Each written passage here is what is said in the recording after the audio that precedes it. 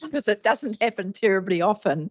So welcome to you all today, and it's wonderful to have some visitors in the room who we will introduce shortly. But I'd like to open the meeting with something that I read last week about the meaning of what is leadership. Key to successful leadership is influence, not authority. Leaders live by choice, not by accident. And leadership is an action, not a position. The greatest challenge in leadership is to be strong, but not rude, to be kind, but not weak, be bold, but not a bully, to be humble, but not too timid, to be proud, but not too arrogant, and not to have humour, and to have humour, but without folly. Before you become a leader, success is about growing yourself. When you become a leader, success is about growing others. Leaders are not, as we're often led to believe, people who go along with huge crowds following them. Leaders are people who go their own way without caring or even looking to see if anyone is following them. Leadership qualities are the qualities that enable people to attract followers, but those that enable them to do it without them. True leaders, in short, do not make people into followers, but into other leaders. Successful leaders see the opportunities in every difficulty rather than the difficulty in every opportunity. The secret of leadership is simple. Do what you believe in, paint a picture for the future, go there, people will follow. A leader takes people where they want to go. A great leader takes people where they don't necessarily want to go, but ought to be. As one of the world's greatest leaders, Mahatma Gandhi, said, our greatest ability as humans is not to change the world, but to change ourselves. We must be the change that we want to see in the world. Thank you. I just thought that was kind of poignant, given that that's our role in this community as leaders, and you people in your careers as leaders in your jobs. So thank you very much. I'll call for apologies. I have two at this stage, Mayor Tracy and Councillor Mike Long. Are there any other apologies? Would somebody please move that those apologies be accepted? Thank you, Councillor Sharon, Councillor Carey. All those in favour, please say aye. Against, carried. Now, we don't have any public forum addresses today. Our presentations will be actually in the agenda. First of all, we're going to jump a little bit and do the declaration of conflict first, please, because we do have a councillor who would like to declare. So, Councillor Scott.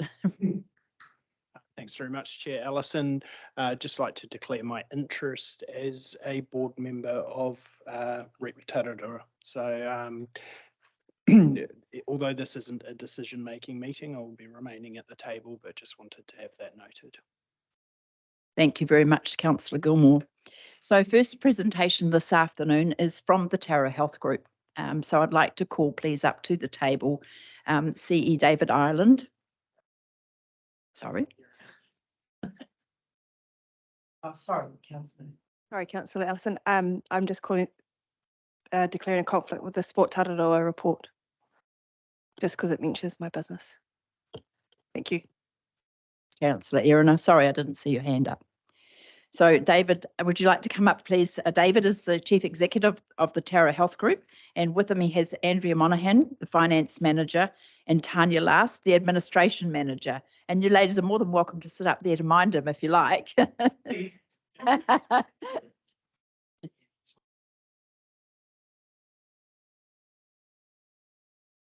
Thank you for giving up your time today. We really, really do appreciate it. This committee really, this sits beautifully in our committee as the committee for Wellbeing. And as you all know, the government reinstated the 4 Wellbeings, and as a council, we're obliged to factor those into everything that we do. So thank you, David. The floor is yours. Well, first of all, thank you for the opportunity to come and talk to the group today. And I guess just a little bit of context about what I want to do and cover today. I've had the privilege, and I do call it a privilege, of being the head of the Tara Health Group for just about 6 months now. So I'm told that when I hit 6 months, I'm no longer allowed to say I'm new. But I think I'm probably still new to the community, and that's happening as we speak as well. I brought my support along because they have much more in-depth knowledge of the organisation than I do. But I thought it was important really to start off giving just a little bit of an overview of the organisation as it stands today, but also then continue on and talk about all the services that we currently provide, and probably end up with the most difficult part and probably the part that you want to hear about the most, and that's the challenges that primary care is facing at the moment. And I must say, in the 6 months that I've been here, I have learned probably 20 things every day about those challenges, but they aren't changing. And I think it's important that you understand them, because the challenges that we face impact on our community in a number of different ways. And I think that's important that you understand, and I guess have the opportunity to ask questions about that as well. So that's cool. I'll just carry on from there. I'm quite happy to take questions at any point in time. Not an issue at all. And I do apologise. I was going to do a presentation, but to be honest, suffered a bout of gastro last week and was crook and didn't quite get there. So I thought I'll just speak. As a doctor. Unfortunately, I was stuck in Auckland, to be honest. I couldn't get it. Anyway, so Taru Health Group, as you know, has been here for a fair while. We currently are operated by a board of 4 as well, and we have some external shareholders as well. We're an independent company. I myself have the role of operations manager, so I guess I'm it here at within the thing, and I'm well supported by Andrea and Tanya, and the 3 of us sort of make up what you might call the executive team within the thing. 3 of us are then supported by various team leaders that cover the services both from an administration and clinical point of view. As well, we have leaders at Pahiatua, right, at our base there, both administration and a clinical lead, and we have clinical leads here at Broad Street. That's within the 2 GP practices there. Here at Broad Street, we also have obviously the local community hospital where, that covers both the 8-bed hospital itself plus 3 additional maternity beds with a birthing unit as well. We also have a radiology service and an ultrasound service currently operating Monday to Friday as well. We have community, long-term community long-term conditions. Sorry, supporting that as well. We have a great admin team, which many of you, I'm sure, when you ring up the doctors, that's your first point of call is that you will hear one of our receptionists as well. Supporting that, I guess, is where the rubber hits the road is the clinical workforce as well. So we have a wide range of staff, GPs, nurse practitioners, nurse prescribers, some recently qualified community nurse prescribers as well, our practice nurses, obviously radiologists, ultrasounds, and pharmacists. What else have I missed? Midwives, sorry, as groups. See, they're great supporters. So we cover quite a wide variety of services across the region. We also have clinics based out at Norsewood 2 mornings a week, and we've just reintroduced the clinic 1 day a week on a Wednesday in Woodville. I think that's pretty much in terms of the infrastructural side of things quite quickly. In terms of the challenges we faced, and this is where I guess I'm expecting some questions, but let's get down to the nitty-gritty. From a pure numbers point of view, at this point in time, we have 50% of the GPs we are supposed to have compared to the population. Okay, so ideally we should have 9.8. We have 5.3, I think it is. So that creates some massive difficulties right from the word go. And hence one of the key things that we know at the moment is our wait times to get in to see a GP for a routine appointment is 8 to 10 weeks.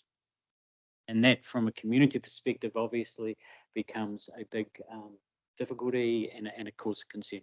It concerns us greatly. Without that resource though, obviously that becomes very difficult around that. Probably we're in, well, what I've viewed, I guess, in the last 6 months is we're in this real perfect storm of reduced resources, increased costs, increased demand.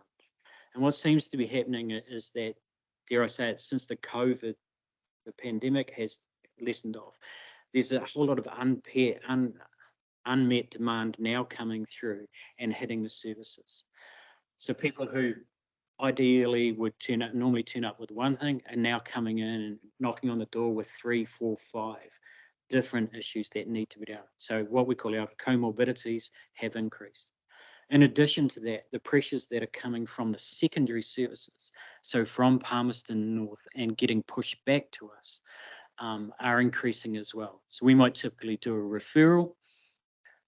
Secondary services say, cool, can't deal with it, you deal with it, and push back.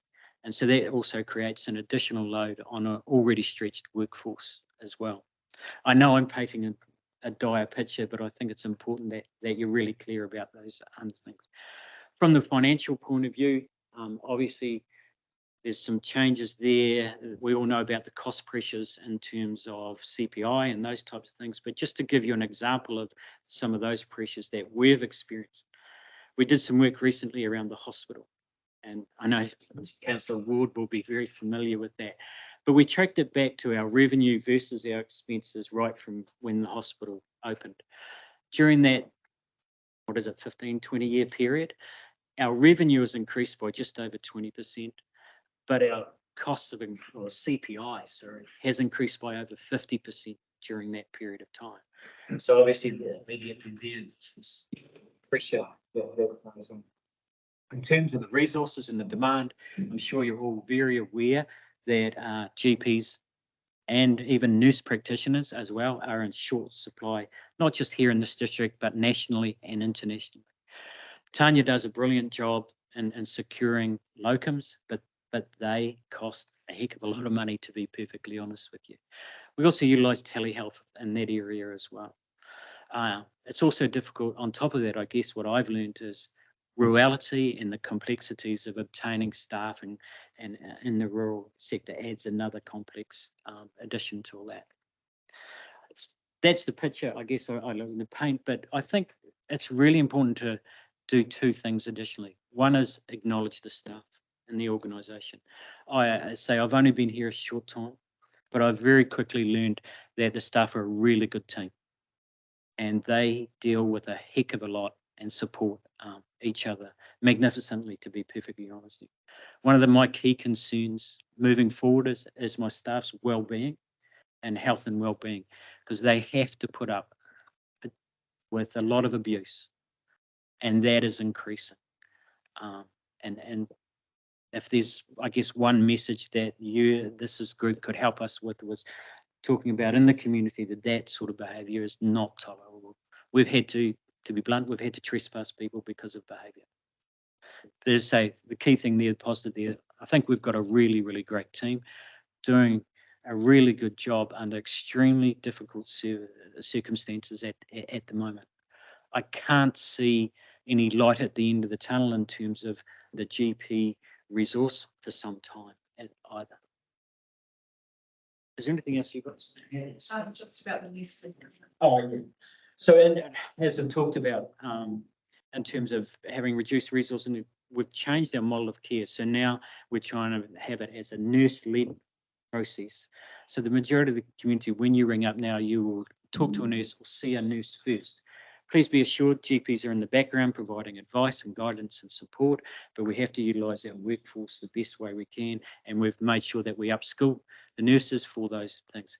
That process is going to continue into the future, and we're refining it as we work on to hopefully, I guess, meet that increased demand the best way we possibly can. Anything else?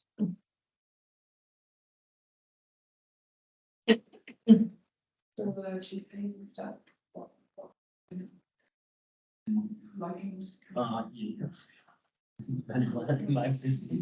We do, and saying all the GP stuff, I guess you're good to know there is a little bit of light at the end of the tunnel. We have secured another locum GP for 6 months starting end of February. We've also got a GP returning next week as well, and we have secured a 0.6 nurse practitioner starting in the new year as well.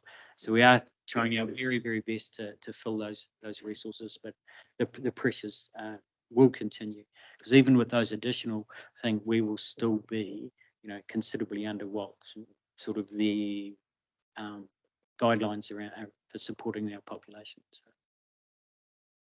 I'd like to just stop there, and if there's any questions. Thank you, David. Yes, I think it would be really nice if people could ask questions. First of all, I'd like to say thank you very much for your candor today. I think it's really important that people understand. You see people all the time on particularly social media complaining about how long they have to wait to see their GP, but they need to understand the process. And unless you tell the people, they're not going to understand the process of triage, for example. So that was something that I thought that would be really worth doing. But I'll open the floor now. Councillor Johns, Councillor Wallace. Thanks, Chair Allison. Yeah, thanks, Dave. I guess most of it very well aware of the issues facing the health sector in the district. I'm from the Southern Ward, and it's a 3-month wait to see a doctor for me. At golf last Saturday, a group of us sitting around the table and somehow got talking about the GP service and so on. And 3 or 4 of the guys said, "Oh, we go to Palms. And apparently there's another clinic up Featherston Street where the old brickyards used to be, and you can go in there and get an appointment like that." So they're heading, and others took note of that. So I guess watch the space. There'll be more and more heading to Palmerston, which will relieve things for you momentarily, but it's not a good look at all. I understand this problems, but tell me and question what's the waiting list in Dannyburg to see a GP average? 8 to 12. Yeah, 8 to 12 weeks. And while nationally in urban areas that obviously and a lot is less, certainly in the rural areas, it's consistent. I have contacts with other area networks and areas like say Belfast, for example, and everybody in the rural areas is talking about the same picture and the same stresses. Councillor Wallace. Then Thank you, Chair Allison. Well, the net migration 98,000 not going to go away. Hurry, it's only going to get worse. How do you address mental health? We don't provide direct mental health, and we have through the local service agency. Yes, yeah. We refer them to the local mental health clinic. So your business doesn't. You just refer. We do have clients with mental health concerns on the books, absolutely. But the majority we try to refer them to the local mental health service. We do have a social worker that we on site that we refer our patients to, so they can see somebody on the day. Yeah, because why I say that on Q&A on the weekend, you would have seen that head of mental health of New Zealand actually resigned because of what's been happening. He couldn't, and it was quite a sad picture going forward. So yeah, it's not helping your cause. My background is in mental health addictions in the secondary sector, a lot of it, and the difference in terms of coming into primary care, where there should be, in my opinion, a lot more resource around mental health and deal it with that primary care level would relieve a lot of the stresses that I saw in the secondary service. But it's a wider health deliverable issue, really, and it's not one that's dealt with very well at all. Thank you, Councillor Scott. You would like to ask a question? Thanks, Chair Allison. David, thanks very much for your presentation and sort of running through some of the realities that we have. First of all, thank you to yourself and to all of your team for everything that you're doing. So really understand, I guess, the constraints that you're operating under.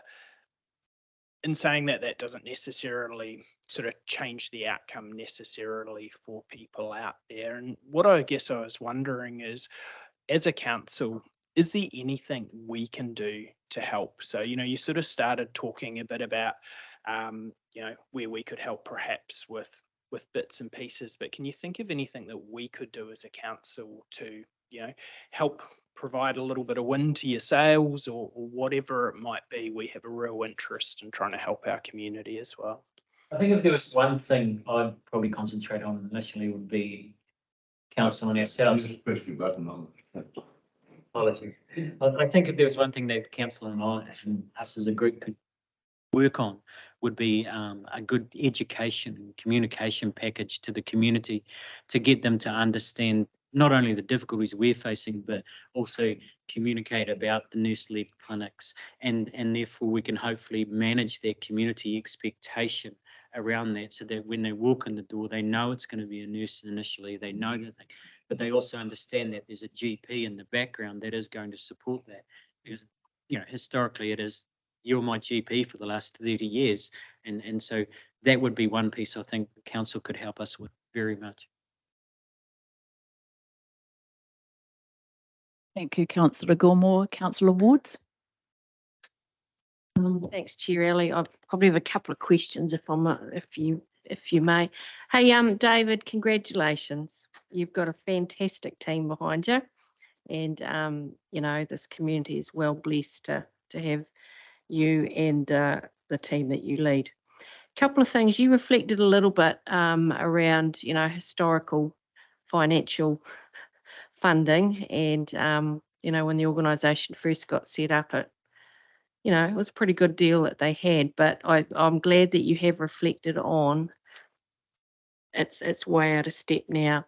So given the changes that at a strategic level health has experienced in the last few years, how's the future funding looking from Te Whatuora or Mid Central, or because there's been lots of changes over there as well. So where's Tararua now in terms of some of we still feature quite highly in terms of them wanting to keep you around. I can tell you that just recently we've had a number of discussions with Te Whatuora locally around the hospital, and there's certainly what we're seeing as a readiness to acknowledge that the services are required here, and that's the wider contractual stuff and the wider move to move services closer to people and communities. In terms of the financial stuff, that's an ongoing discussion, obviously, always. I think, to be honest, that my phone's just rung from somebody from Te Whatuora that I was expecting a call from to talk about those. So it's a constant issue, that thing. The difficulty we have at the moment is that within Te Whatuora, what we're finding is that things are not clear. And so that creates some difficulties around getting clear messages to the right people within Te Whatuora, but also getting good, clear responses around that. There's still what I would call some difficulties in terms of who's doing what within that. I could be being very harsh towards Te Whatuora, but that's what we've certainly experienced recently. Thank you, Chair Ellie. And you just did a nice little segue then too, David, that when you reflect on the hospital, and this is more around, given that's a GP managed hospital, as it were, from a clinical perspective, how are you managing with the level of GPs that you've got? Have you changed the clinical model, and what are the statistics like? Are you still full to the guns? How are we managing? With the goodwill of staff to a large degree, but that's getting more and more difficult. I've got to be honest, Tanya is a key person here in terms of understanding our roster and all that. We still have a GP based within the hospital itself as a part of that, but that's again becoming more difficult to know. In terms of our, I guess what you might call the workload, over the last 18 months, the number of bed nights has increased, and this year we're currently on track to have 300 more bed nights than we did last year as well. On top of that, as I said, the complexity and the comorbidities that are coming through the hospital are higher than previously as well.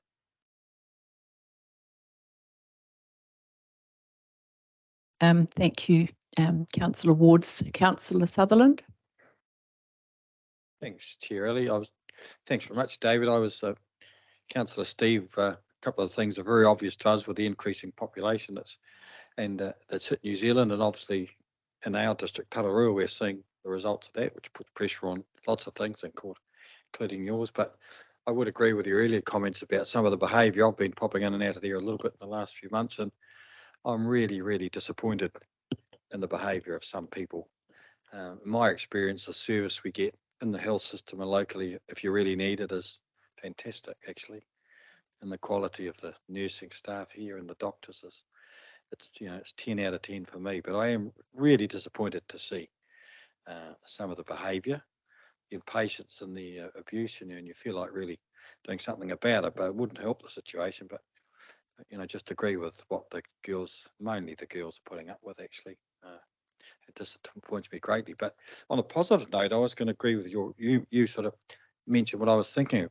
One of the things about the situation that is in Dannevirke and Woodville and Paihia too is that the community might be perhaps more education, more knowledge of what is being provided could be helpful some way or other through us, through other organisations, through groups, perhaps with a bit of your own marketing and advertising, about the system you've got, the difficulty with GPs and the service, and maybe understanding might come some difference. And so I'm sure that everything is being done to do that, but the more perhaps we communicate with the community, and as more we get on board with everyone accepting the service we got is imposed on us by conditions being money, population, and lack of doctors. So I just think you did make the comment. I thought that myself for a little while, that perhaps the more we can get it out amongst the community who need it, the better we might just make it for your business and your staff, perhaps.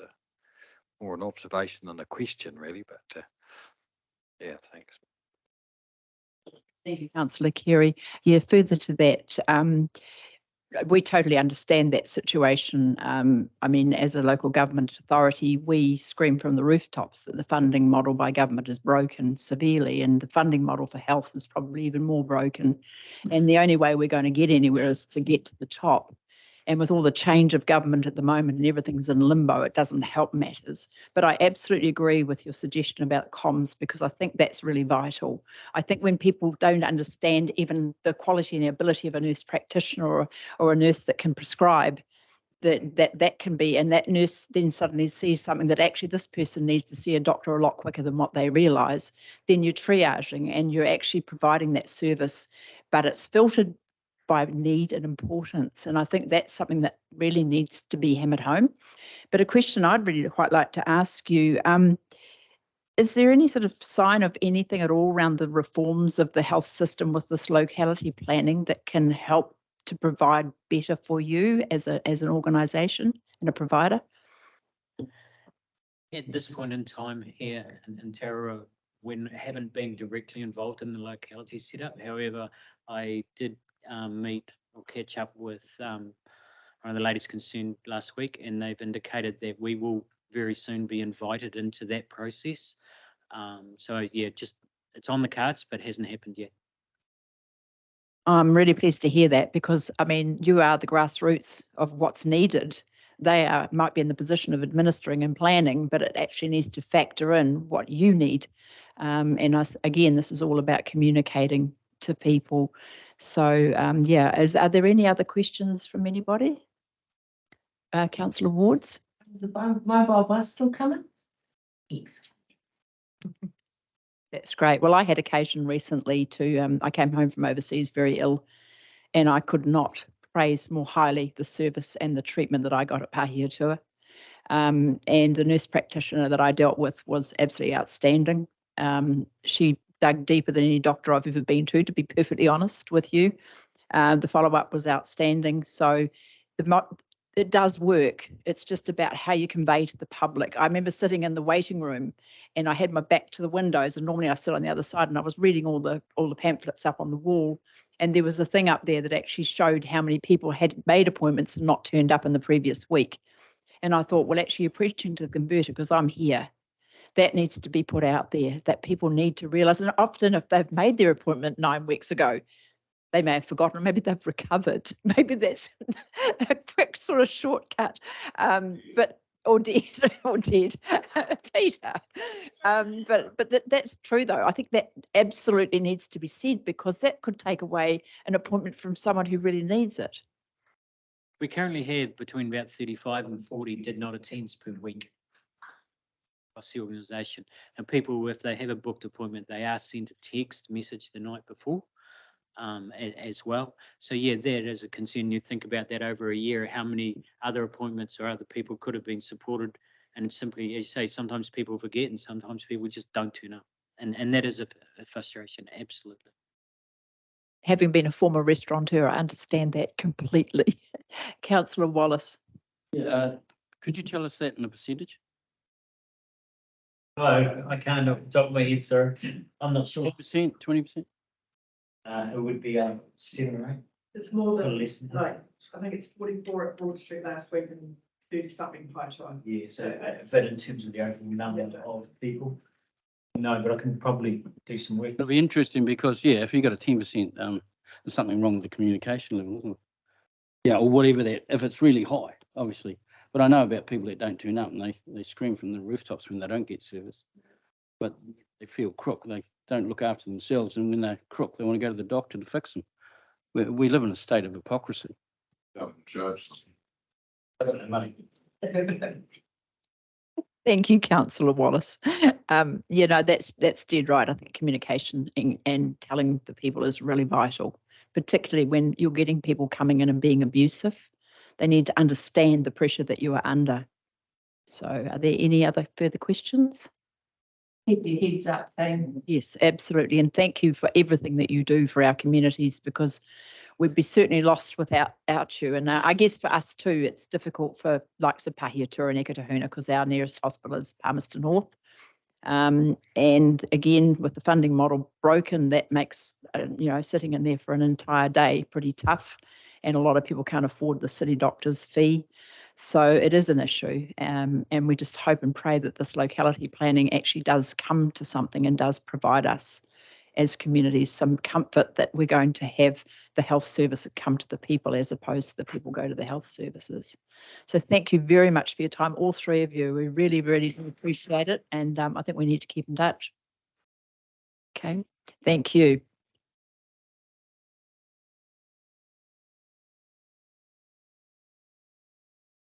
Right, now I'd like to invite Elaine, please, to come up to speak to us about REAP.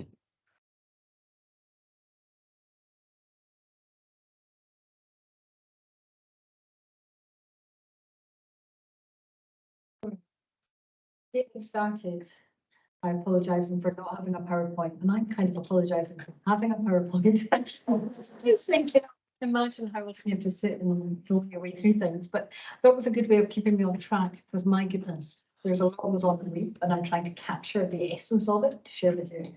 It may be a bit much, and I might flick through a little fast just at times, but please. All right,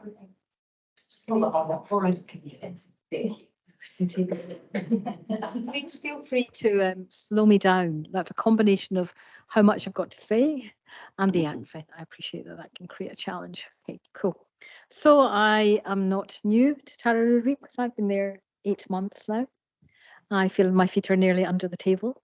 And, you know, there's so many parallels with the health issue, actually, because although we're there for community development, all of that is about people. And all about that is about building capacity in people, which builds a confidence, which builds the well-being, which builds a resilience, which ultimately leads to capability and other things that they can do in the future. So we're well aware that we can be a starting point, a jumping off point, or a finishing point for some people, particularly those, let me stick to my knitting. So everybody knows Tararoo REAP, right? That's what people tell me. Welcome, you're in Tararoo REAP. And then I ask people, what do you think we do?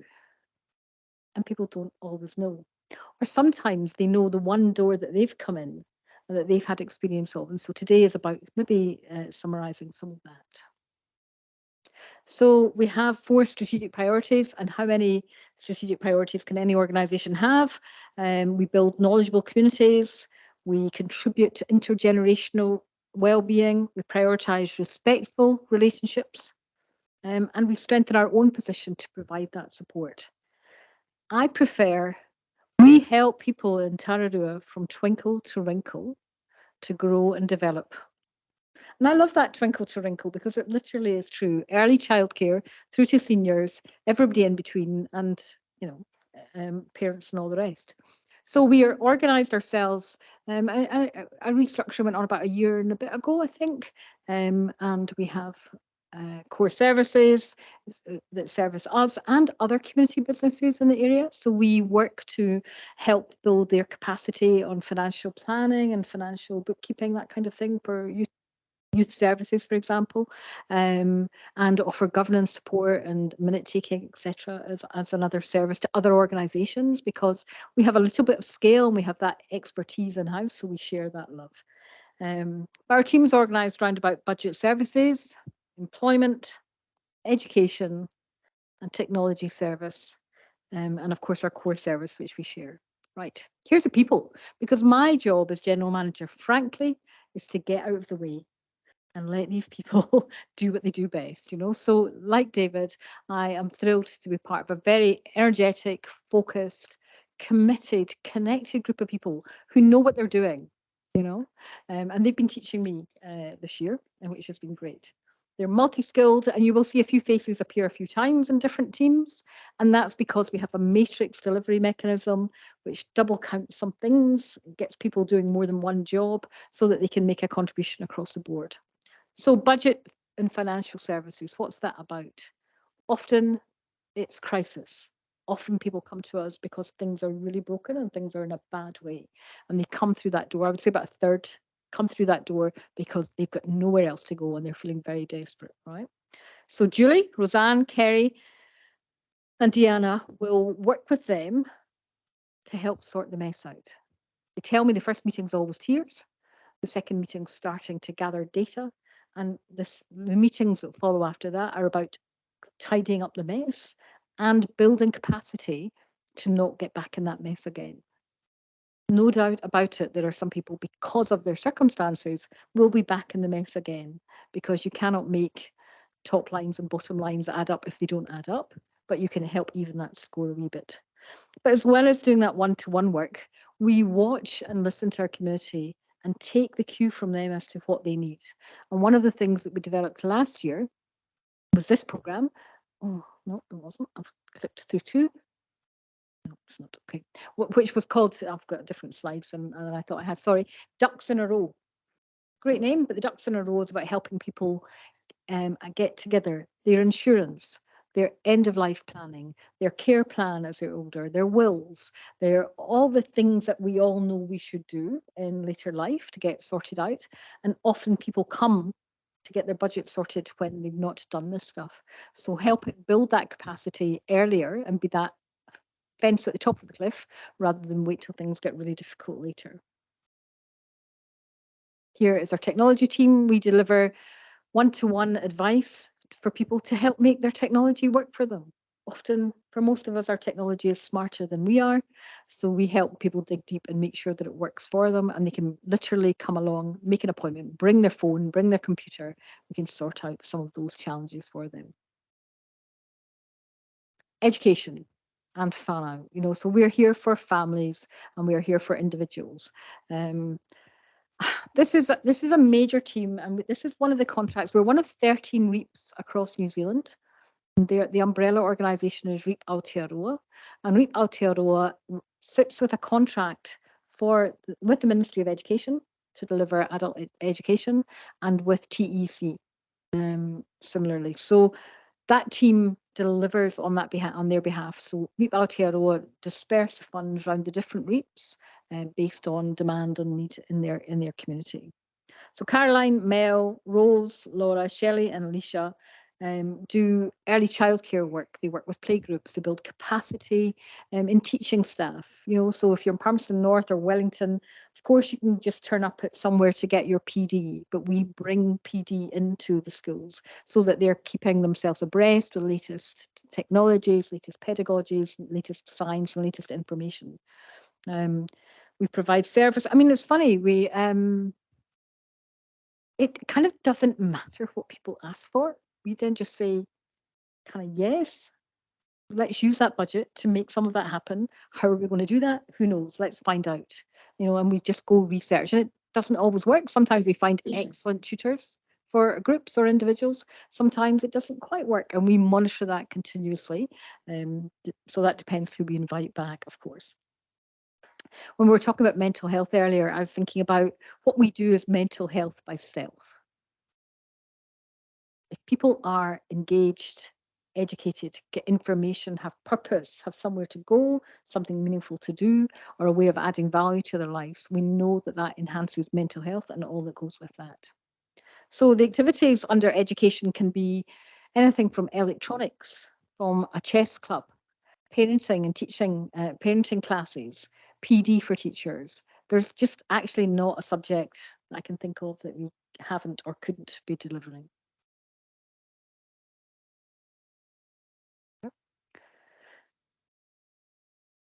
We like to make you feel welcome. People, because we're in the business of what is termed second chance learners, and that is people who have not thrived necessarily in the education system to date. When people come through our door and say, I need help with something, or I would like to learn something, often that is a really big step for them. That is a brave transaction to actually do, to knock on the door and say, I need help, or I would like to learn. So these guys absolutely will look after that for you, and look at those smiling faces. Who couldn't love that team? And that is not just about being a receptionist. It is about knowing everybody and anything that's going on. We are Citizens Advice Bureau in our office, and that's what we're there for. So this is Linley, Julie, Tiaki, and Carmel, and between them, they cover all the bases and literally give out advice, communication, sometimes food parcels, references for food parcels, that kind of thing.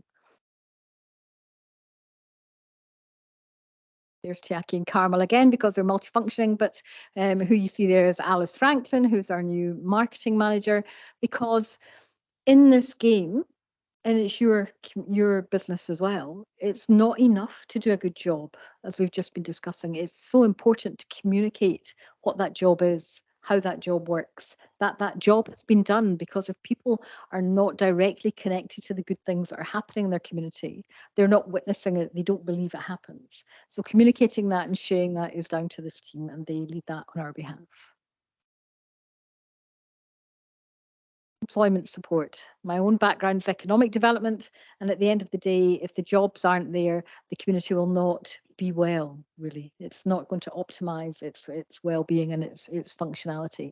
So this is Jaron Vins. He is our employment support coordinator extraordinaire, and I've had the privilege over the last few weeks of, for the first time in my 7 or 8 months, visiting companies and employers in the region to find out what their issues are, and signalling some of the work that the council is going to be doing coming ahead as well. So just gathering that data. Now, if I said Jaron is he's just such a jewel in the crown. He pulled together, for example, a careers fair for Dannybrook High School at 3 weeks' notice. There were 17 significant employers there, all turned up with teams, staff, presentations, giveaways, all that cheerful stuff. And thousands of pupils and parents go through there. As well as that, we offer one-to-one advice, CV development, interview skills, placements, introduction to employers, all of those things, in partnership sometimes with MSD, but also just frankly, we don't have a contract with MSD at the moment, but we're just still doing it anyway. The answer is yes. Now, what is the question? We go looking for resources for our community. So we are agents, one of 35 agents nationally for the Tyndall Foundation, and we distribute thousands of dollars to organisations and community bodies within the Tararua, in conjunction with Wairarapa Reap, to make sure that we bring that cash into our community businesses. We also got funding from MPI and others for our cabin, which is not a little holiday home, but we take on the road to be out with Dannybrook, yeah, because we've got half of Tararua is our area, so we like to get ourselves out there, and people are responding well. Of course, it's a billboard when there's no staff in it, but it's a place of activity when there are people there.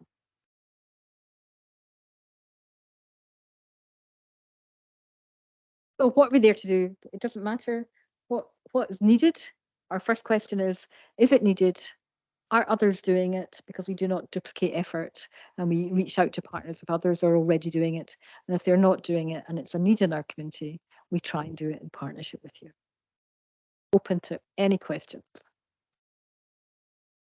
Councillors, do you have any questions at all? You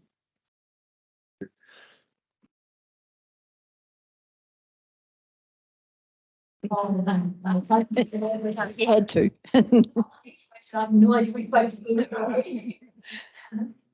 I'm very mindful of my conflict, so I'm not going to go into too much detail. But you've kind of finished on this slide, which is the Koru cabin. So just wondering if you could maybe just give it a little bit more about, I'm quite interested in how that's taking all of these services that you've been talking about earlier out further into the communities. Are you able to give it just a little bit more information on that? Because it's quite exciting.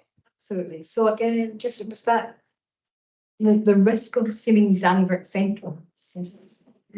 The risk of seeming Dannyvirk centric because our offices are based here. We do offer outreach services, sometimes one-to-one in people's homes, that kind of thing. But we realised that we were limited in the space and the professionalism of that sort of service. So the cabin goes on tour. And we have a circuit which includes Woodville, Norriswood, will be Weber over the summer, and also other locations yet to be announced because they're not quite agreed yet, but within Dannyvirk. So it just is literally, we will have 1 or 2 people based in that office delivering budget advice, all the services we've described there, parenting workshops, not workshops, but one-to-one work really, because it's smaller than the full workshop capacity. We've been privileged, and thank you for the electricity really, because we plug into the eyesight at Woodville when we're there. We're in Norriswood High School, Norriswood School when we're there, and they also let us plug in for power. So we're basically taking our services to where our community is now, and that's warming up slowly because people were not used to that and they were curious and looking, but people weren't coming in, but they were looking a lot. But now people are starting to come in. Councillor Wards. Thank you, Chair Ellison. Thank you, Elaine. I've been passionate about this organisation for been for a very long time. One of the challenges, though, that I know you experience and your team experiences is why stop at Woodville? And I'm curious to understand how strategically, as an organisation now, you are able to demonstrate that collaboration with Wairarapa Reap and a much bigger, because I know it had always been the philosophy that you don't want to say no to people, but you also want to make sure that if someone in Paeatua looks to a Tararua Reap, because we're in Tararua, aren't we, how you're actually connecting up those dots for the wider district? There's a couple of areas where we do it naturally. There's a couple of areas where we do that naturally, and one very exciting one, I should have probably mentioned it, actually, the Ministry of Education has approached us because the special educational needs have not been getting met for our schools, and our schools have stopped asking for it because it wasn't being served adequately. From Palmerston North, is my understanding, was supposed to be providing speech therapists, language therapists, that kind of thing, physiotherapists, and it's just not been happening to the extent that schools had given up asking. So there were no referrals happening, and there was a perception that there was no need because there was no referrals, and we were just getting on and dealing with it as best we could. And the ministry approached us because they decided Palmerston North, I don't understand the reasons, but it's not working. It wasn't working that way, and now Wairarapa is going to be serving us, and the ministry asked us to coordinate and work with all the special educational needs teachers and the coordinators right across the whole of Tararua. So I went and turned out. I mean, so I know Wairarapa. We're collegial. We're not competitive, So probably in my first couple of months, I took the chair of our chair out to meet their chair and new chief executive as well, and said, "This is at some point, this is a conversation we should be having about how these boundaries work. Operationally, at the moment now, we just make it work by communicating with each other and talking often and letting each other know. But what's come out of this Senko group that we've been facilitating is we are Tararua United. This feels so positive, and I have a meeting with that group and the ministry tomorrow, and the group are saying very clearly we want to link arms and act collaboratively. So, and to do that, I think it needs some kind of official badge. So it's a conversation that needs to be strengthened and maybe firmed up with Wairarapa, but we make it work. It's not that difficult because we're not competitive, but I think it is unclear for users. And I think that's where I object to it. If it's confusing for them, then it's not serving the community. So it could be tidier, I think. Hans? Thank you, Chair Allison. You probably did answer it, and I may have missed it in a fit of coughing, but I mean, traditionally, Wairarapa came up to not quite to Woodville, to the Manawatu. I mean, that's the old boundary. But my understanding is that Wairarapa handled Pahiatua and Eketahuna. Is that right? And that's still the case? That's still the case, yeah. So the way that works is if somebody or people in those communities want what we are advertising or promoting, then they are free to come. If we get a few coming, sometimes they come and they say, could you do this in Pahiatua? So we wouldn't go to Pahiatua and deliver without collaborating with Wairarapa. That has happened historically, and we would definitely address it that way if there was that kind of numbers involved. But if it's one individual and they're happy to travel, then sometimes we'll just support their travel, or we will ask Wairarapa to do that. So we try and make it work pragmatically. If it's one individual and they're happy to travel, we do it. If there's a few, we would put the hand up and say, can we come and do this? Or just because they've got the same contracts, here's our tutor, here's our material. Would you like to deliver it? So it's not, we don't make, what we're doing is spending our budget in our community. We're not trying to make money out of it. So I don't know if that answered it. Yep, thanks. Thank you for that explanation, because it was kind of in my lips to ask the same question, given I live in Pahiatua. And going right back to when REAP was first began, we actually saw Wairarapa REAP regularly, but we actually don't really now, not that I'm aware of, and I live right in town, so I'm pretty much right in the main street, and I've not seen any sign. But I was really heartened to see a cabin, because it made me think back to nearly 3 years ago when the BNZ came over to Pahiatua to placate the public because they were closing our branch with their fancy brand new big camper van, all sign written, and what they weren't going to do to change the world, and we never saw it again. It never came back, and I don't know where it is. So, it was just all the show to keep everybody happy. And so it would be fabulous to see, definitely to see some progress with that. Thank you. Are there any further questions? There being none, I thank you very much for coming, Elaine. It was really, really interesting, and it's good to catch up with the amount that you do. It's amazing. And obviously you've got fantastic staff. So that was your other Sorry. Thank you. You're more than welcome to stay if you wish. We'll be heading into the business side of the meeting now. No, you don't have to stay. We'll let you go. We don't lock the door, I promise. Can I ask, are there any notifications of items not on the agenda, please? We've done conflicts of interest, so we'll now go to the confirmation. Thank you very much, David. Thank you, team. Thanks, Elaine. We'll go to the confirmation of the last meeting's minutes, please. We'll go through them page by page.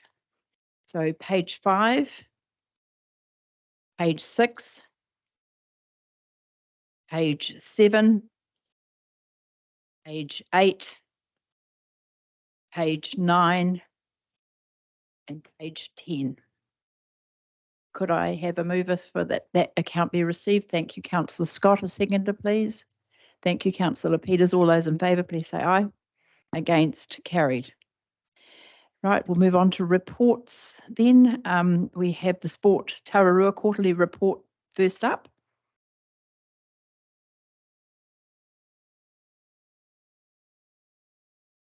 Would you like to introduce yourself to the team, please? Thank you.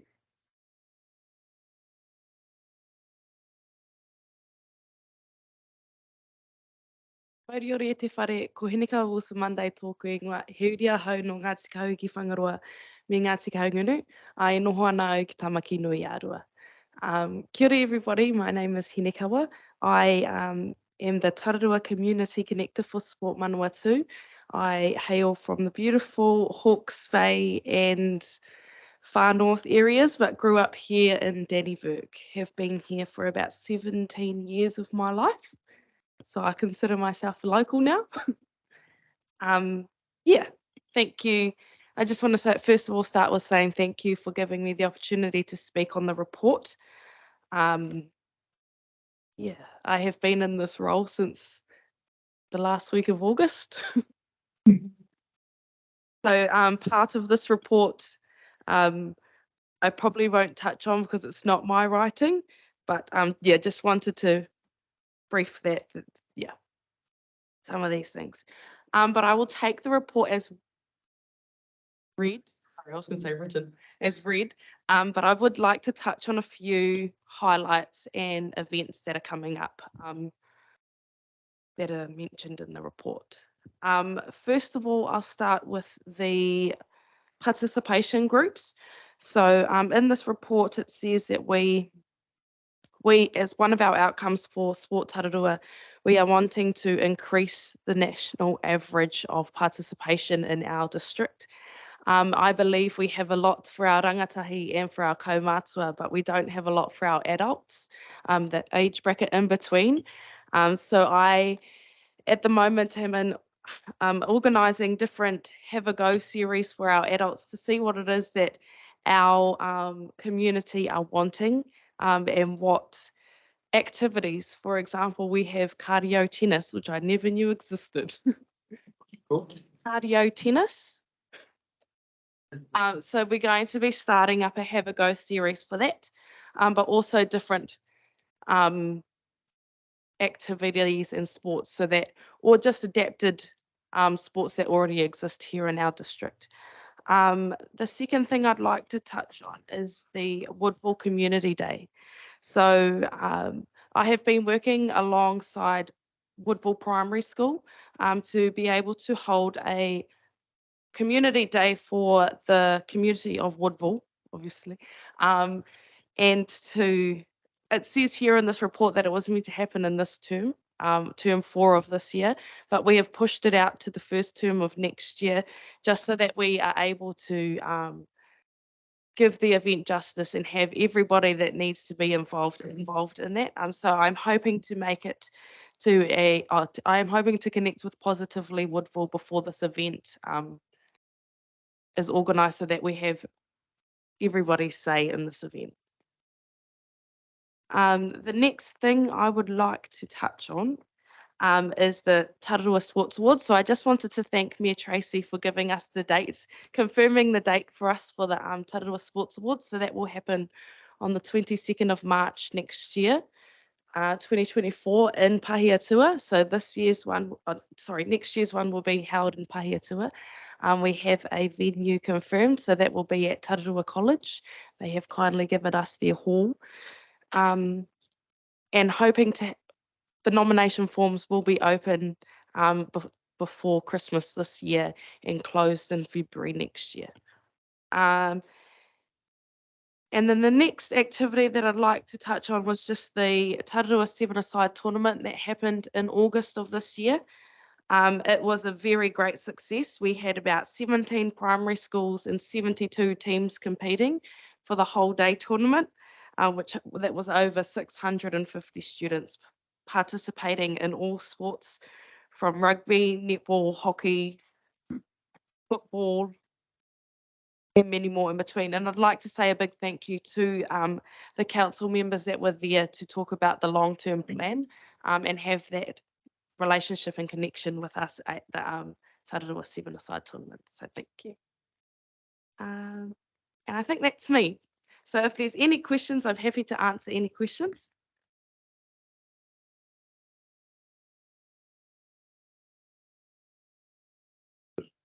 Peter John, Councillor Johns, sorry. Thank you, Chair Ellison. It's Nicola. I'm pleased to go to contact Positively Woodville about the Community Day in Woodville, because they may be of great help to perhaps involve others in the community rather than just the school community. But well done. Yes, for sure. I'm hoping to get the local stakeholders as well involved, as well as local health providers as well, so that the community know what is available for them. That's wonderful. Thank you very much. Are there any further questions? There being none, could somebody please move that the Sport Tararua report be received? Councillor Johns, second, and Councillor Wards. All those in favour, please say aye. Against, carried. Thank you very much. Thank you for your time. Right, you're up next, Adele. Management report, item 8.2, the agenda. Thank you, Chair Ellison. Good everyone. I will take the report as read. I do just want to track through, pick up some highlights. And we do have other members of the wider team in the room if you've got questions pertaining to areas that are outside of my purview. So just with regards to facilities, we are in the process of rebuilding our team, and we have our new manager that starts in their post as of Monday next week. So that's fantastic. We are getting to work on some of the updating of the signs in the district. You will see those about the place, particularly with the campgrounds. We are also in the process of assessing our playgrounds as part of our look into our parks and reserves, and that does connect into the Better Off support funding that we've got. We're just trying to get a really good picture of the state of the assets so that we can start to plan accordingly in line with the next LTP.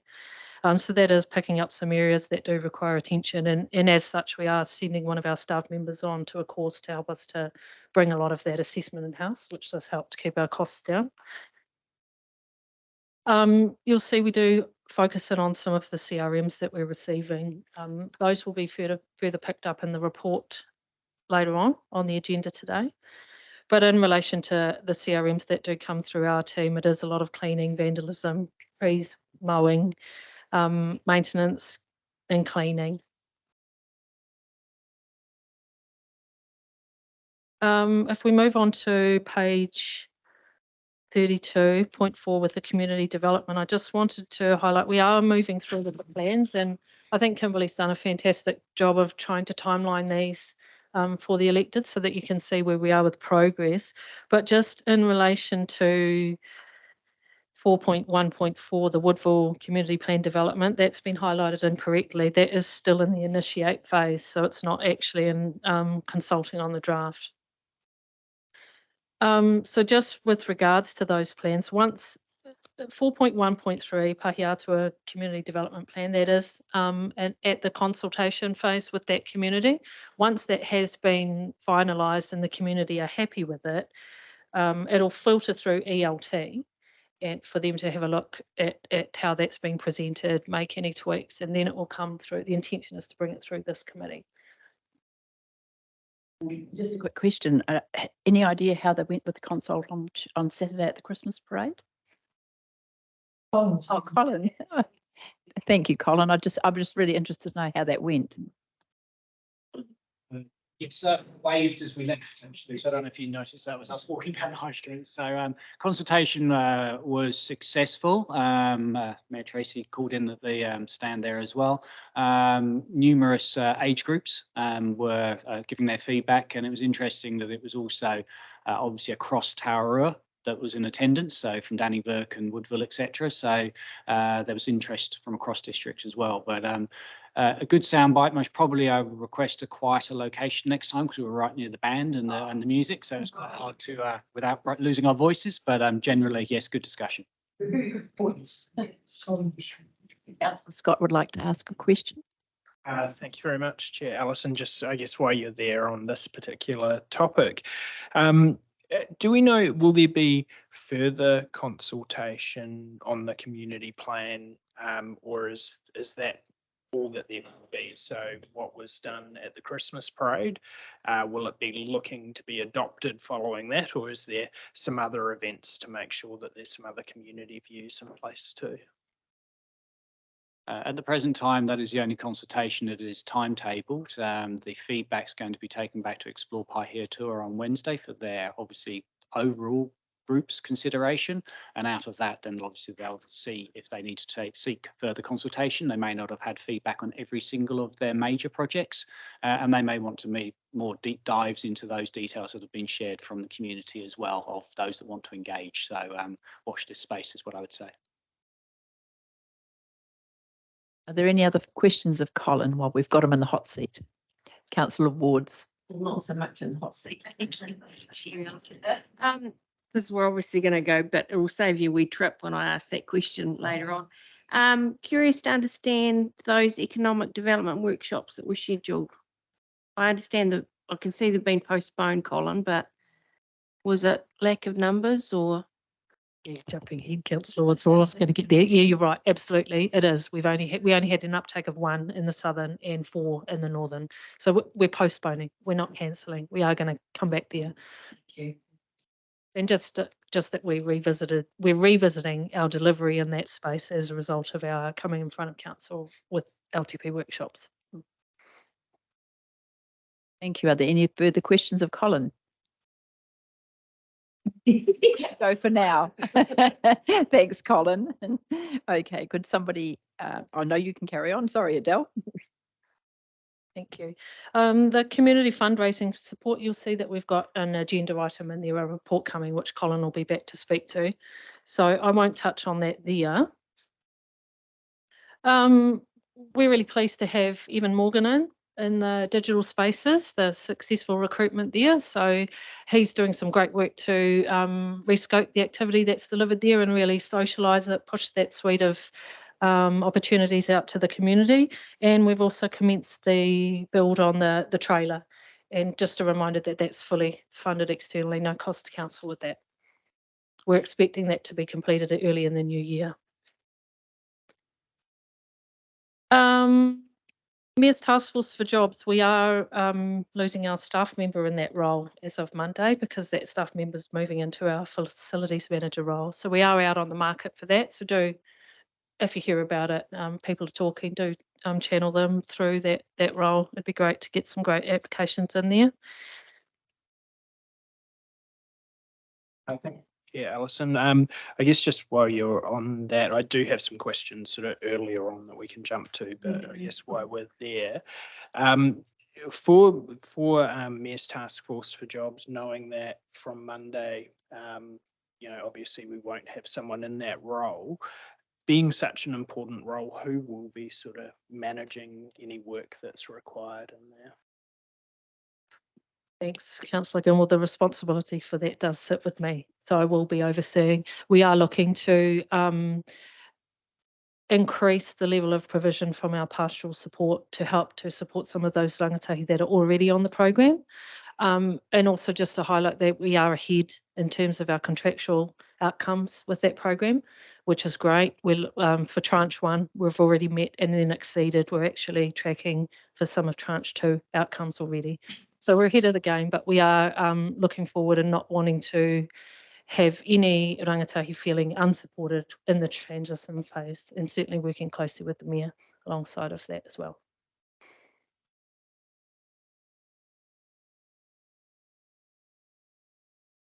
Yeah, I think if there are any questions, I think.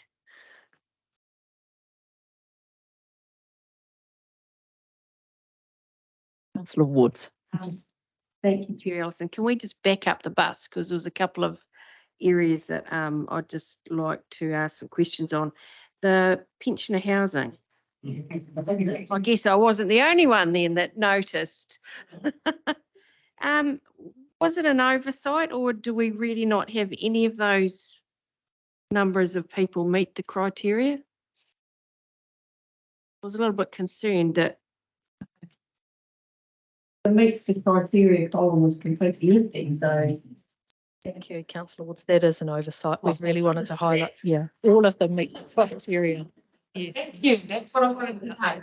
Yeah. Thanks, Chair Alison. Just want to jump back to 3.5, which is the campgrounds numbers. That's on page 28. Just having a look at that, I wasn't able to compare the numbers directly with the last report because the last report was annualised. Now, I'm just keen to get an understanding as a comparison month on month, if possible, with last year. I have heard that some of our numbers may have dropped off somewhat, in part due to the increase of fees for our campground. I just want to see if what I've heard is evidenced by the numbers or not.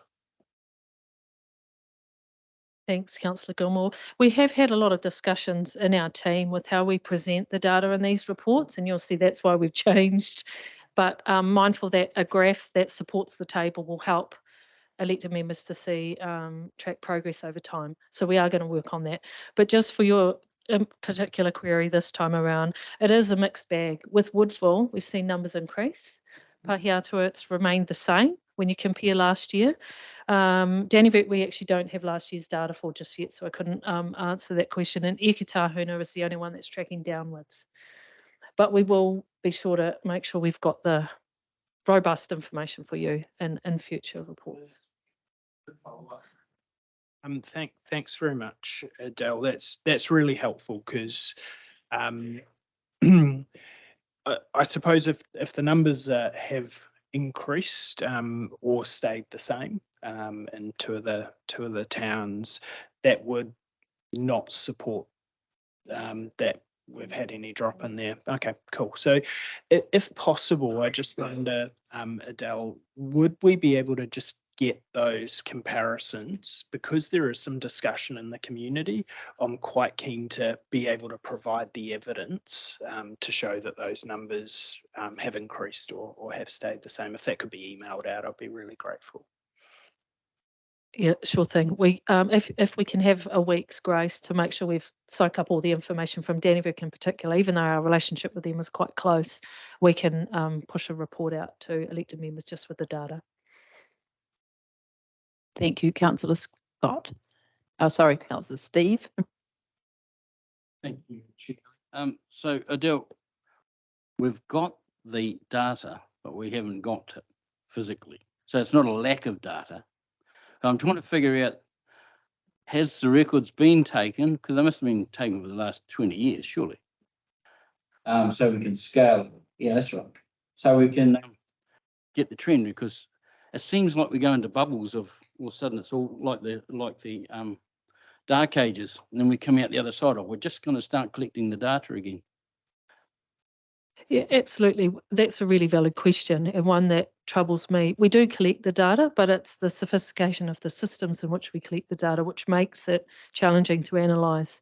One of our campgrounds in particular, Ekitahuna, collects their data so robustly. They're accounting for overseas visitors, residents, that they're really sophisticated with their collection. It's just done manually. So the transfer to us is challenging.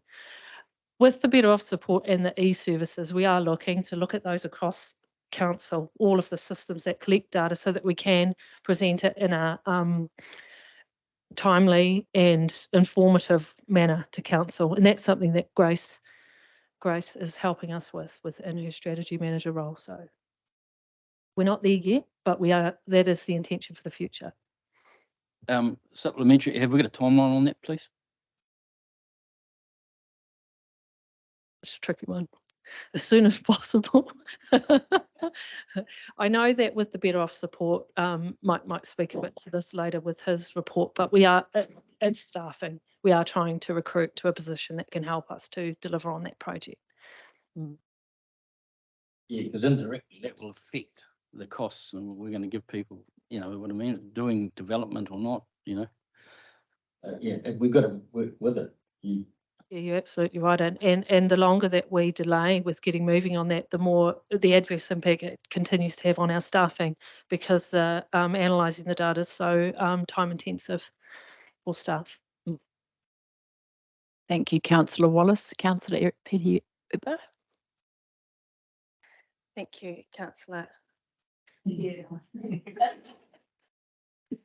Oh, and I was just going to add to that Dannyvert's data wasn't being done the same as it was beforehand. So there's probably a lot of sifting and getting that sorted. So that when the new guys took over, they were collecting it differently to the last lot, so it didn't compare properly. So it looked like their numbers had dropped. But so there's probably a lot of fixing up to do there as well. I was just gonna it was good to see the leases, the land leases. It's the first time, unless I've missed it, that I've seen it in the report. So it was yeah, you just don't realise how many leases there are out there. It does look like it takes a little while to get through them. What sort of like what's the hold up in that sort of thing? Just curious. Thanks, Councillor Pettiwee, but again, it's staffing and time. That role also manages the cemeteries, and it's the burial warrants, it's everything related to cemeteries that we need that same staff member to come across, so it is just time. We need to look at the efficiencies though as part of our long-term planning, so we need, because the efficiencies cause us as a cost to ratepayers as well. Inefficiencies, I mean. Councillor Scott. Thanks, Chair Alison. I've got two other quick questions. So 8.6, which is the illicit dumping on page 46. I think we had a discussion about this briefly at our last meeting, and if there was an answer that I've missed, apologies for that. It was looking at the rural South Ward in particular. So we remember we had that big increase there. We've got Jim. Thank you, Jim. Just keen to get an understanding of what that might be.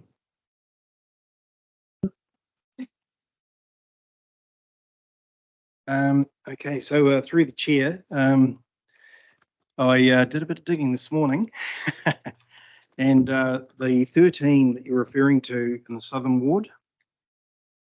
So I've actually, speaking to the officer concerned who's been attending these, 2 could actually probably be put into the Southern Urban, but they're all Southern Ward incidents, and we've got a list here. Did you want to go through and know what they are or where they were? Or is there any trends? There is really. It's there's a lot of black rubbish bags just being dumped randomly, or people emptying their rubbish bags in places like the Polish Memorial, you know, these sort of pull-off areas.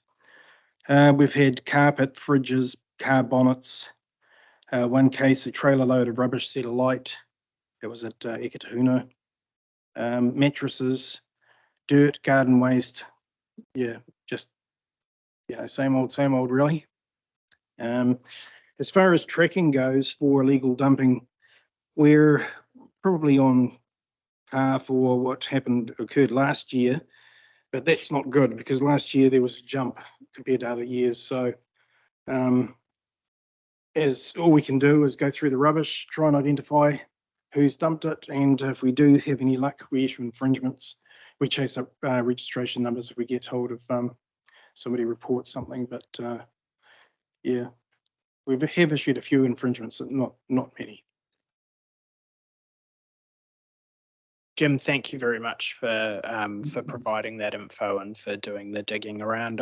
I suppose for me, what really jumps out is how much significantly higher the rural South Ward is to the rest of the district. And I just wonder, is there any, we're obviously looking at enforcement action wherever we can.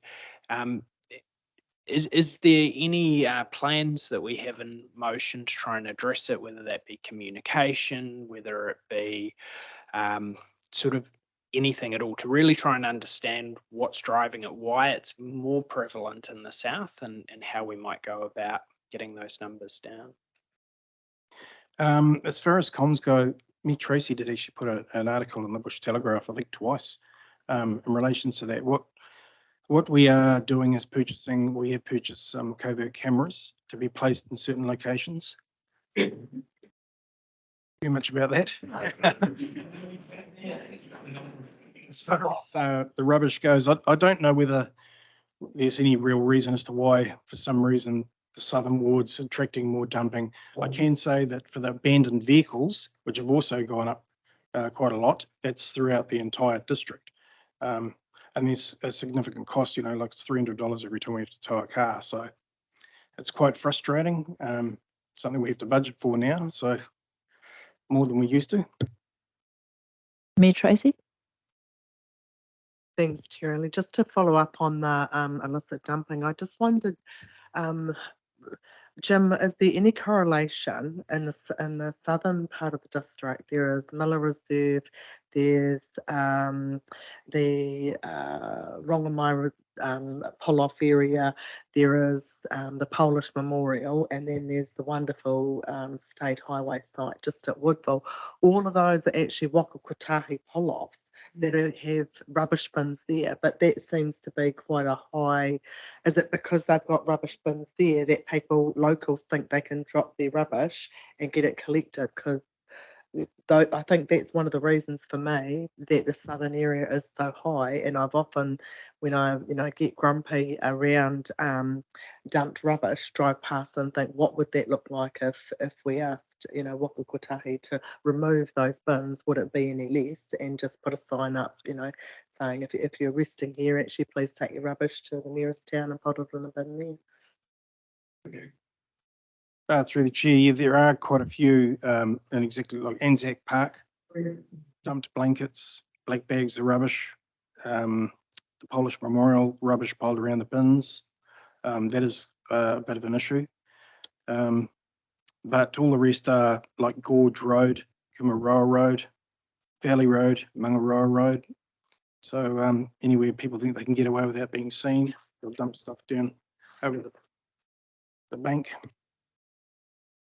Just in relation to the Polish Memorial, Explore Pahiatua has agreed to, they have contracted somebody to clear the rubbish every fortnight if it hasn't been done, and to mow the grass, because it often isn't done and it was looking really unsightly. So Bissett Honda are dealing with that. So that's actually a community initiative that's being paid for by Explore Pahiatua, just simply to keep that site clean, because Waka Kotahi don't go near it. So that is a real challenge. Councillor Scott. Thanks, Chair Alison. My last question on the management report is more of a general one of something that hasn't been included in here. I think a couple of meetings ago, I requested a standing update in each of these meetings on the town signs. So having an update on the town signs. This meeting coincides quite nicely with Positively Woodville meetings, where I get asked at every meeting if there's an update. So just wondering if either one can be sent out, or if we could have a quick verbal update on the status of the town signs.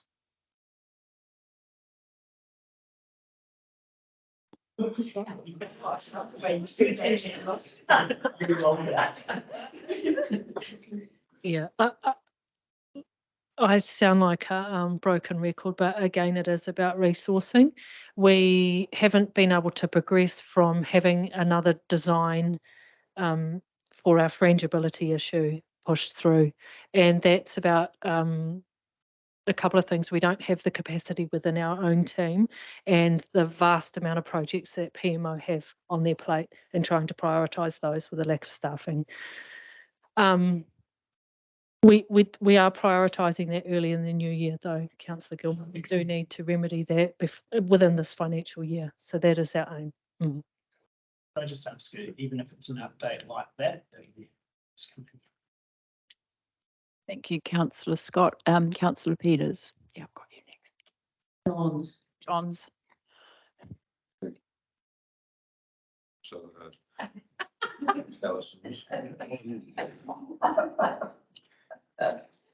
just on that signage thing, is it only the Woodville signs that suffer the frangibility issue? I mean, all the other signs that are up around the district don't appear to be an issue. Why is it just the Woodville signs that have to comply with frangibility standard? The frangibility issue is across all of our signs, but the requirement for NZTA is for signs to have that issue remedied for all signs that are on the state highways. That's why we can't erect any signs in Woodville that don't meet their guidelines. Existing signs need to be taken down and is that right? Yes, we've got that issue, and that is a safety issue across all of our signs, even the rural ones out on some of our remote towns that are right on the verge of it is an issue across all of our signs. It's just a requirement that we cannot have them on state highways. We're looking to fix all of them because of the safety issue. But might I add, the same issue exists for trees on the side of the road, so it's no different to things like that. It's no more of a danger than a tree that might be close to the. I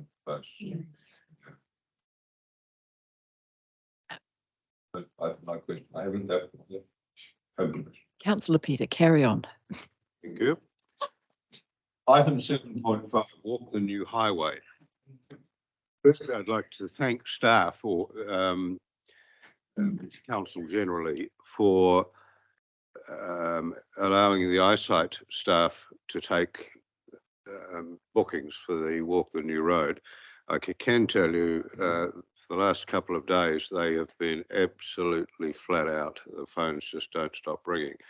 So I suggest to anyone that happens to be listening or staff, if you want to walk the new highway, get in very quickly because it could be sold out quite soon. That's fantastic. There's not many events that can say that this far out. So thank you, Councillor Peter. To Councillor Wards. Oh, did you want to? Sorry, Colin. Just to answer so John's comments, yesterday the phone system was ringing off the hook yesterday down in the eyesight. We backfilled the team there with Evan from our digital spaces supporting the eyesight team with the processing.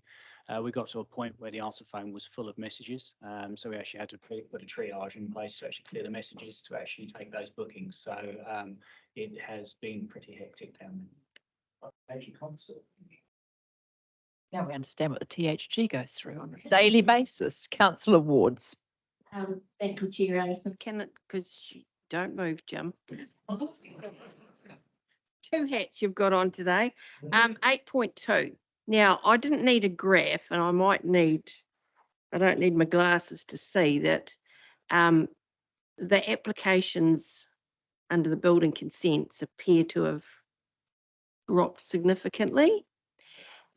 But I didn't even need my glasses for the next table where I looked at the total value for 22-23 and put my eyes over what we've done so far. Is there going to be a big difference between what we've budgeted and what we will probably get in? You took your glasses off. So through the chair, yes, there has been a drop off. I guess it's down to economic times. I would say we're about 40% down at the moment. In recent weeks, there's been a slight glimmer of a few more things coming in. But yes, we are going to be looking at a difference in forecasted budget. However, on the plus side, there's going to be a significant pleasing result in the costs and expenditure to match it. So overall, as far as the balanced pot goes, we should be looking quite good at the end of the financial year. I'd point out that just on the staffing 811, I mentioned there that at the time when I wrote the report, we had a vacancy for a building administrator, an animal control officer, and an ongoing one, of course, for the building officers. So we've managed to appoint an animal control officer, which is an experienced person from Tauranga City Council, which is great. We've appointed a administrator, and even more pleasingly, we've finally appointed a senior building officer, a second one, which completes our complement. Very experienced building officer, so the reliance on solutions will be dropping quite significantly. We still have them there as an overflow, and for some certain other tasks, maybe the management of the earthquake-prone buildings as they come through. But other than that, there'll be a significant cost saving. Just further to that, and thank you for sharing that, Jim. However, I mean, it's great news we've got an in-house additional resource, but one of the benefits we were told about solutions is if there ain't no work, we don't have to pay them. But if we ain't got no work and we've got in-house staff, So I guess there's that sweet spot somewhere, which I assume will turn up when we get a revised budget. Yeah, we still have day-to-day stuff coming through, like beverage processing, smaller things, pole sheds, fires, all that sort of stuff's all come through. It's the new builds that are so we've still got ample work. Yeah. Councillor Steve. Yeah, thank you, Chair Ellison. Yeah, because you used to have 5 in there one part, didn't you? With your building inspectors and that. So you got 2 now. Now they all work for the council or for our CE. The other question is the subdivisions. Is that the figure right? On 8.1.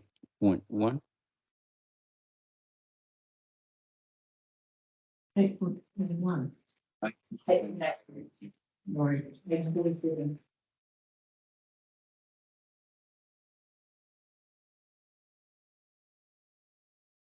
Are you referring to the total of 30 down there? Yeah. Yes, again, that's slowed down as well. Because they will not incur our fee. Is that correct? Is that in the next LTP? Yeah, contribution. No, not any use.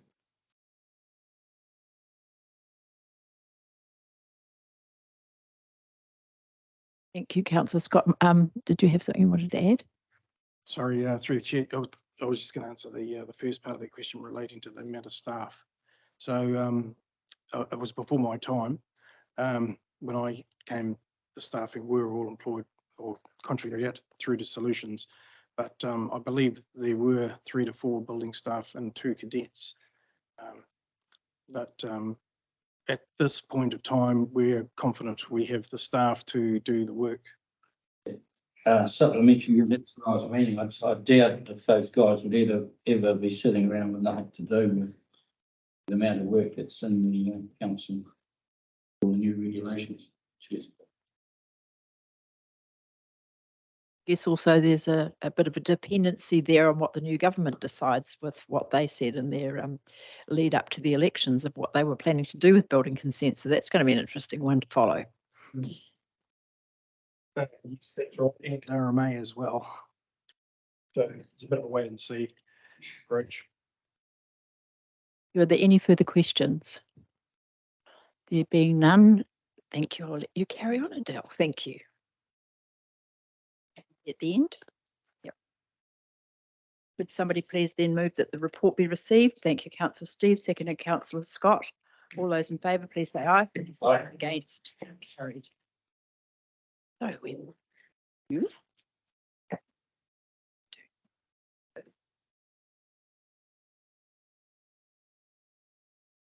Or Mike Dunn. Is Mike? Oh, Mike is here. Thank you, Mike. Can you come up and address your report, please, or present your report?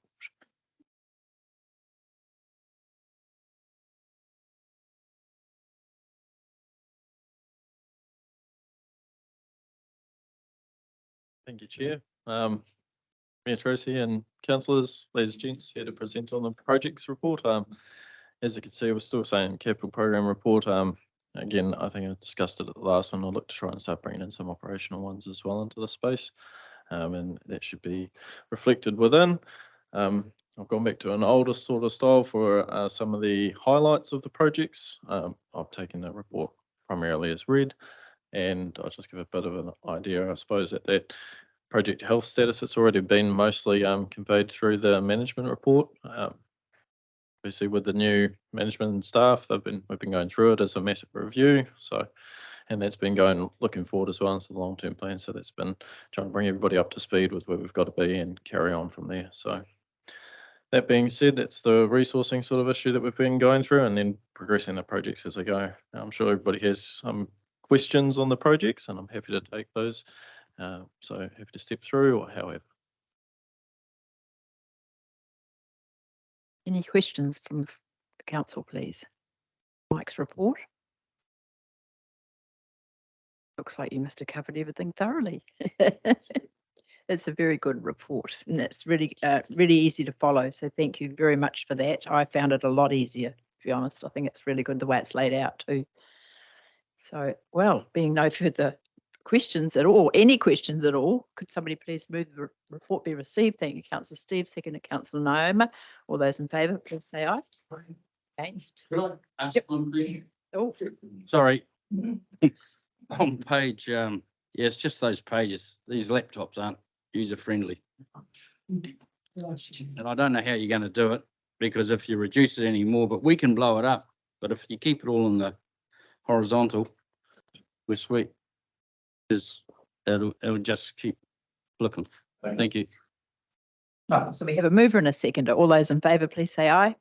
Against? Carried. I'd just like to finish by saying I commend Mike on the progress with the Pahiatua swimming pool, the town baths. We're underway, which is really great. Thank you. Thank you. Record time. Okay, so now we move on to 7. So Colin, you can come back. Thank you. Thanks, Colin.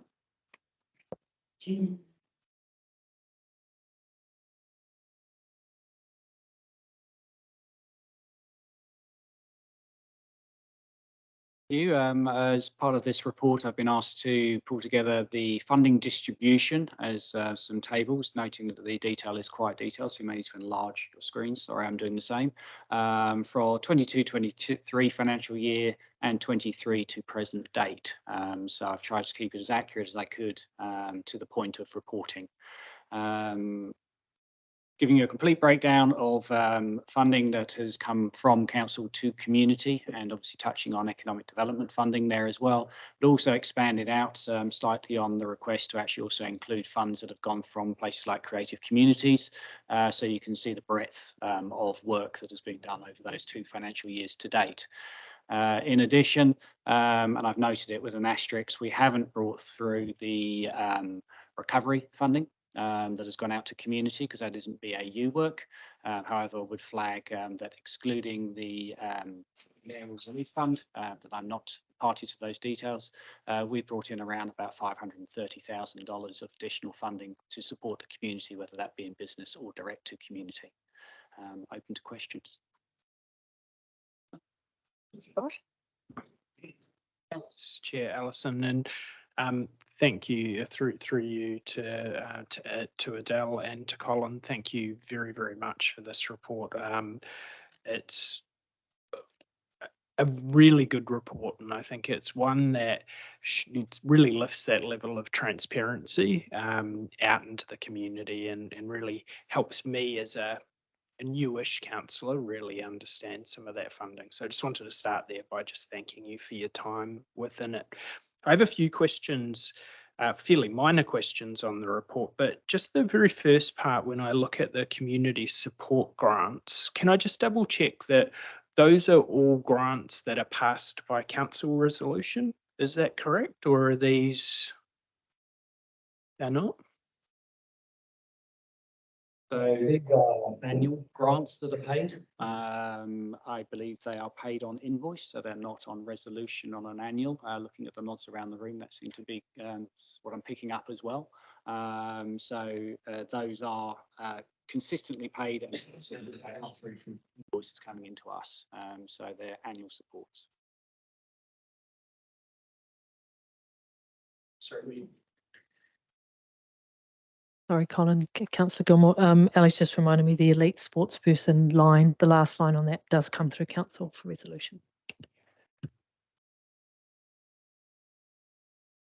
Very much, Chair Allison. Thanks for that, Colin. I suppose for me, because some of this would have been happening before my time, were these council decisions, or are these operational decisions on?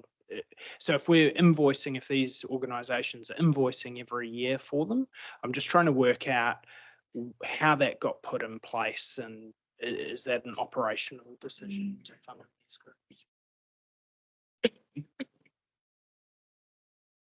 I'm probably going to defer the answer to Adele, because like you, these were put in place prior to my time as well. So it may even be to Mayor Tracy if we need to as well. Through you, Chair Ali, Pukaha Mount Bruce is a council decision as well, so sorry, that does take out, that one too. The others I'm not.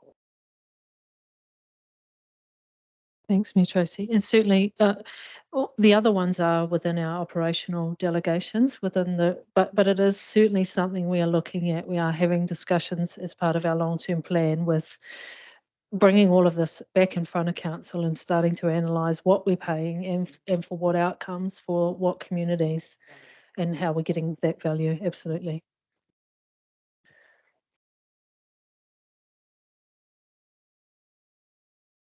Thanks, Chair Allison. I guess this links right in. I guess it's the sponsorship part. So through you, Chair Allison, through to Adele, speaking about these are all being looked at in the long-term plan. Will all of the sponsorship pieces be similarly looked at through the LTP as well? Tracy?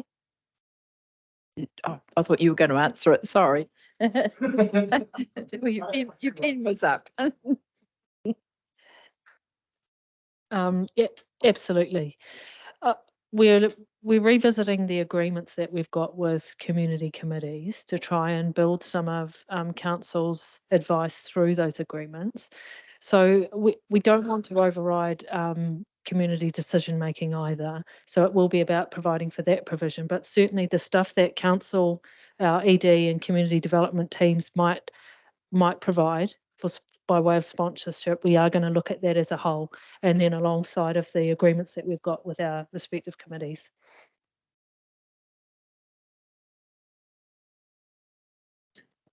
I was just going to comment around the New Zealand Rural Games.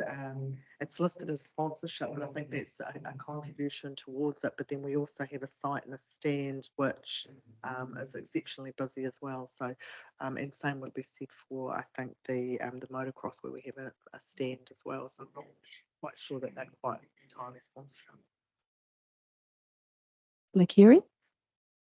Thanks, Chair. Ali. Just a couple of questions. I appreciate this is a funding report. Just a couple of things. The Waihi Falls 50% project fund secured in principle.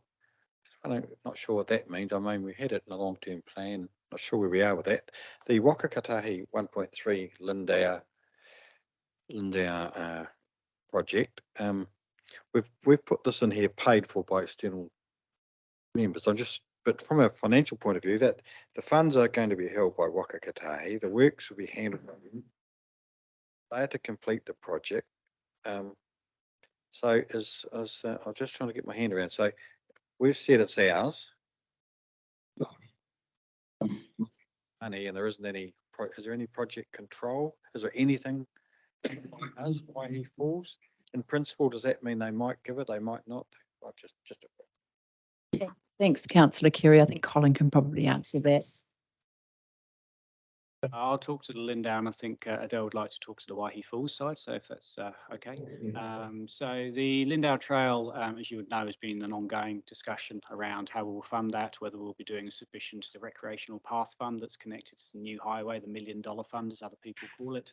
Out of those relationships that we have built with the team that's building up there, they came to us and made us very much aware of a state highway fund that only Wakakatahi can apply to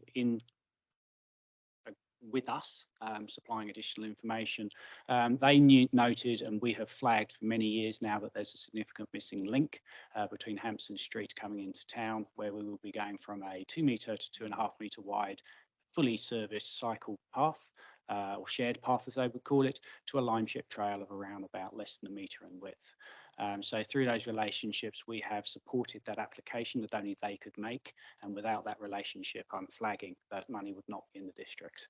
It is a $1.3 million project. No, the money will not be coming in here. Yes, they are working collaboratively with our transport manager around that piece of work, so that we do have connection to that project, and they do report back to that transport manager throughout the process on this as well. So I'm flagging that obviously there is elements of projects where we are supporting with council money. There's elements where we were supporting the community bring in money so they don't lean on the council, and we're also flagging money that has come in through the progression of work that we're delivering by Falls. Thanks, Colin. And just regarding Waihi Falls, we have been engaged in discussions with our capital works program with Mike Dunn as part of the long-term planning. So yes, whilst we have secured half of that funding, we don't have enough, and we have carried it forward on the budget. So that will come in front of council again for discussion as part of that planning, whether we want to spend it on that or go back and source the full amount. But certainly those toilets are in need of a upgrade urgently. Thanks, Adele. Mayor Tracy, you had a question? No? Councillor Sharon? Thanks, Alison. Just a follow-up question. I mean, it's really good that this transparency is there. There, I guess, and you noted, Adele, and that you're reviewing all of the agreements with community committees, and I assume the community boards as well.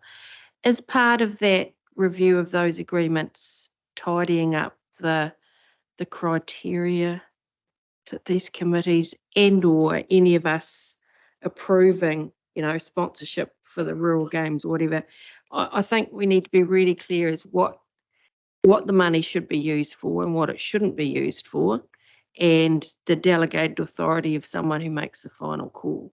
Having sat in a number of forums, it concerns me greatly that council cannot afford to look like Santa Claus to our communities. And so I would concur and support you in reviewing those understanding and agreements, but tightening up the criteria for use of that money is really, really important. Thanks, Councillor Woods. Yeah, our teams certainly agree.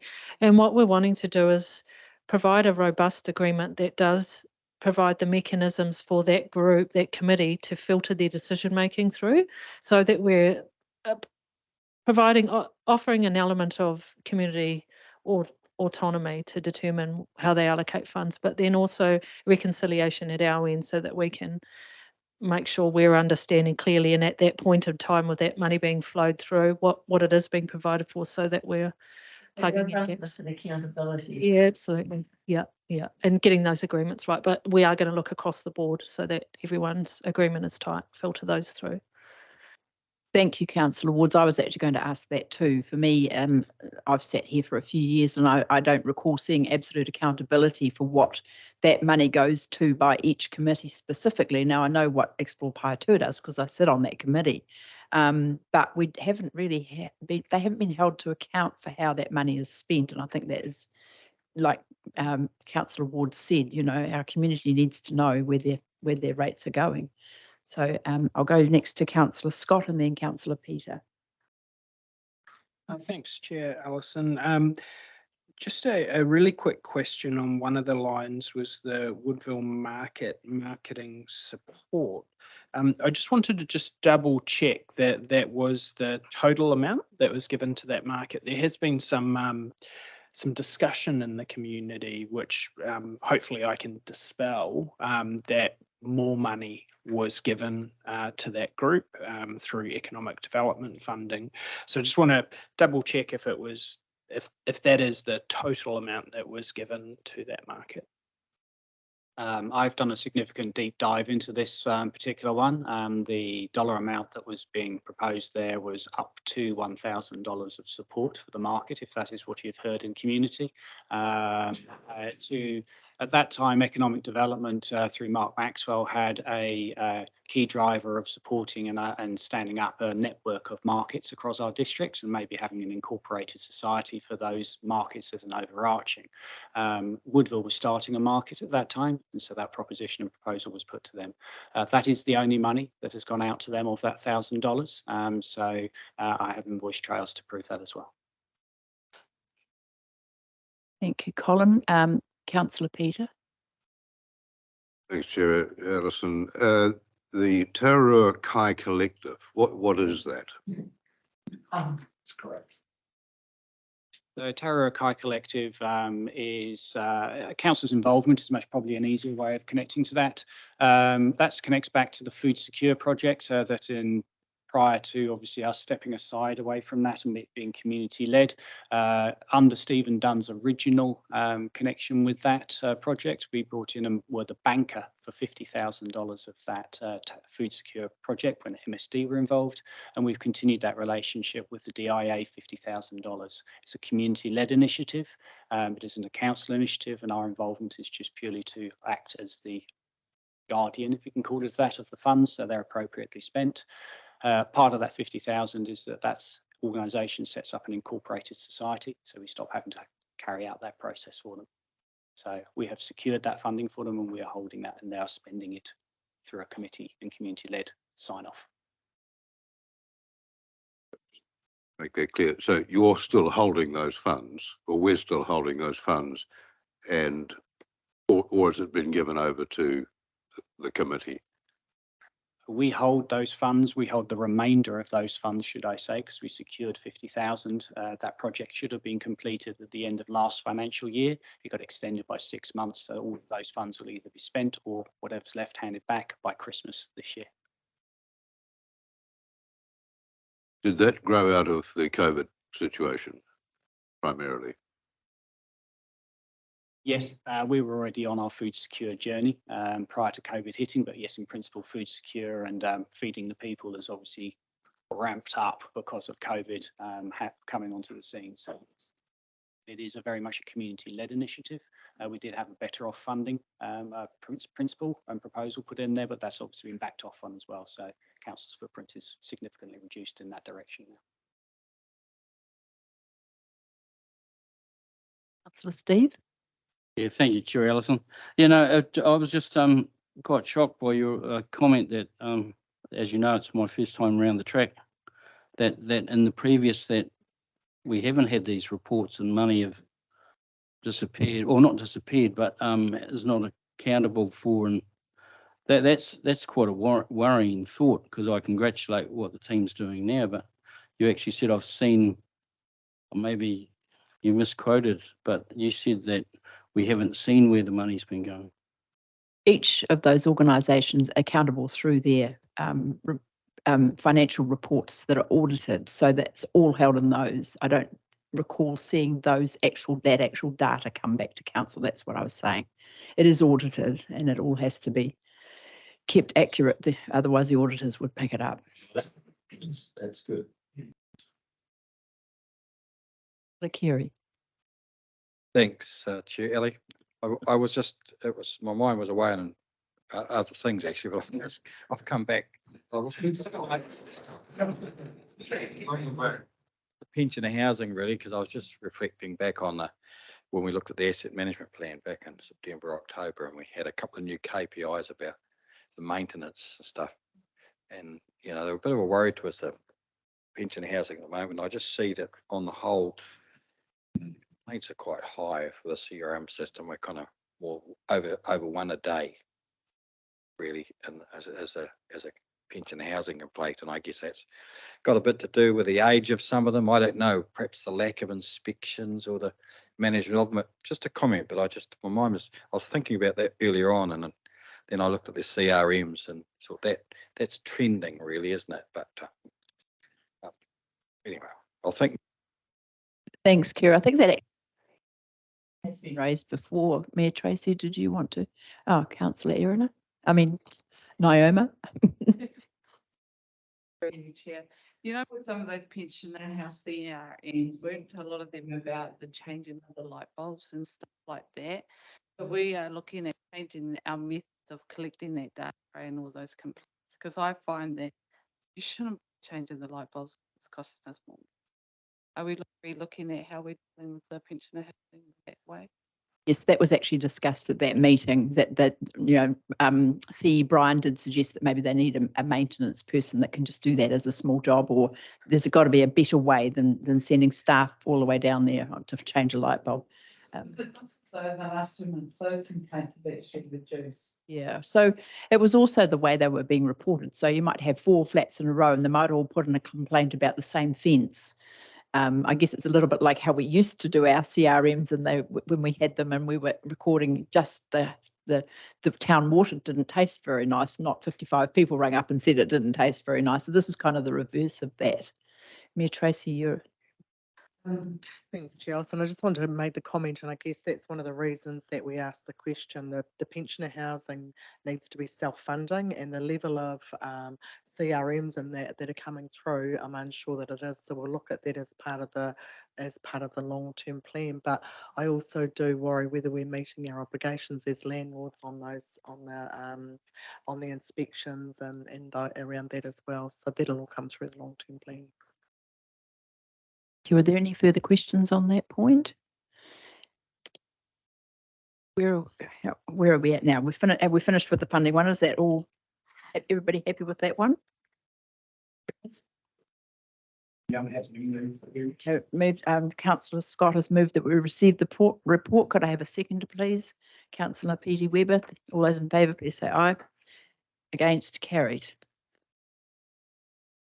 So we now move on to the report on the CRMs. We might have Jim back in the hot seat. So, yeah. Yes. What's Jim? Jill. Oh, sorry, I haven't met Jill yet. Welcome.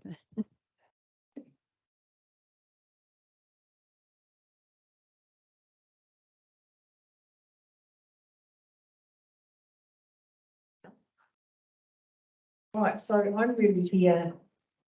I'm here just to speak to the CRM report. So it's topical that this has come up. Those of you that don't know me, I'm just here for a few months, standing in for Sandy Lowe, who's on parental leave. So I'm here for a couple of days a week, just supporting predominantly the HR function council. A little bit of background to the report that I understand council has been receiving is that I understand that dashboard report was not actually sent out to the ELT members until quite recently, when it was identified that we did have what has turned out to be a technical issue actually with the historical CRM reporting. And we've done a bit of a deep dive on this over the last few weeks.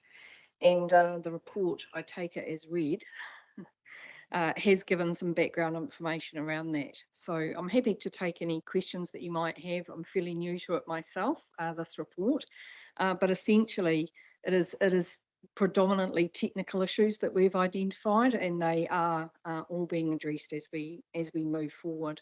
So those CRMs were not showing on the senior manager's dashboard reports as outstanding, which is why they weren't being addressed earlier. They are now. And some of them have related to ways that the CRM system was set up initially. So there was some technical issues in relation to that was stopping some being closed. And others we were seeing had a task closed. So the task was closed, but the actual CRM itself wasn't closed. So some of those issues have been resolved, and also some that were sitting on open dashboards with employees that no longer were council employees, and so they weren't appearing on the manager's report. But what we are doing is going through each of those groups, working through with the managers and the employees, and closing them as we can. And then really, so in understanding those historical CRMs, the bulk of them related to regulatory and facilities. As I say, multiple, over 300 categories. So as you can see on that report, a lot of them sitting within some of those particular areas. So they are being closed out, and we are making improvements as we go to make sure the technical issues are resolved, but also that new staff do understand the process for closing the CRM, and making sure that they are appearing on a manager's dashboard if they are sitting there as historically still remaining open. We obviously don't want to create the same problem that we've had. And then we have some year-to-date reporting. So I think, again, take it as read. You can see something like 3,500 CRMs reported during normal working days of the 3,768 that have been created. So that means not a public holiday, not after hours. And you've got a breakdown there of the months. Again, those top 5 categories, I don't think there's too many surprises there. Noise inquiries, dog inquiries, pensioner housing, that's the minor maintenance side, the water leak and rural potholes, respectively. Dog inquiries relate to things like maybe deceased dog, refunds, those sorts of things. General dog registration queries. The problem dog, so the noise, the barking would appear in the other.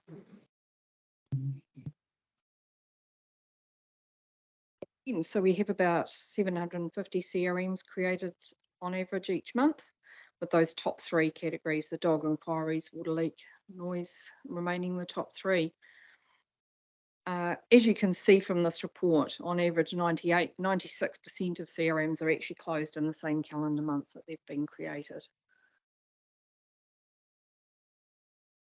Happy to take any questions. Thanks, Jill. Nice to meet you, and thank you for covering for Sandy. Councillor Scott, did you have a question? Thanks, Chair Alison, and nice to meet you as well, Jill, and thank you very much for your report. I'm really pleased to see this report. I was asking about particularly the aged items, and you've provided a really great explanation.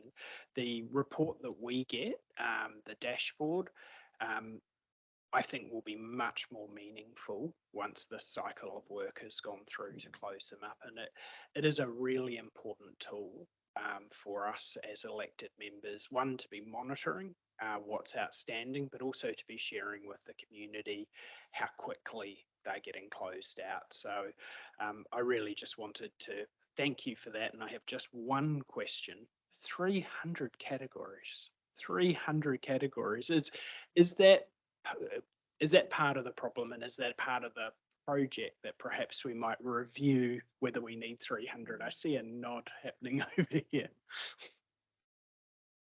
Nods around the room, and certainly that is a very hot topic, and I do understand that there has been more categories than that in the past, and there actually has already been a project to reduce more than that down.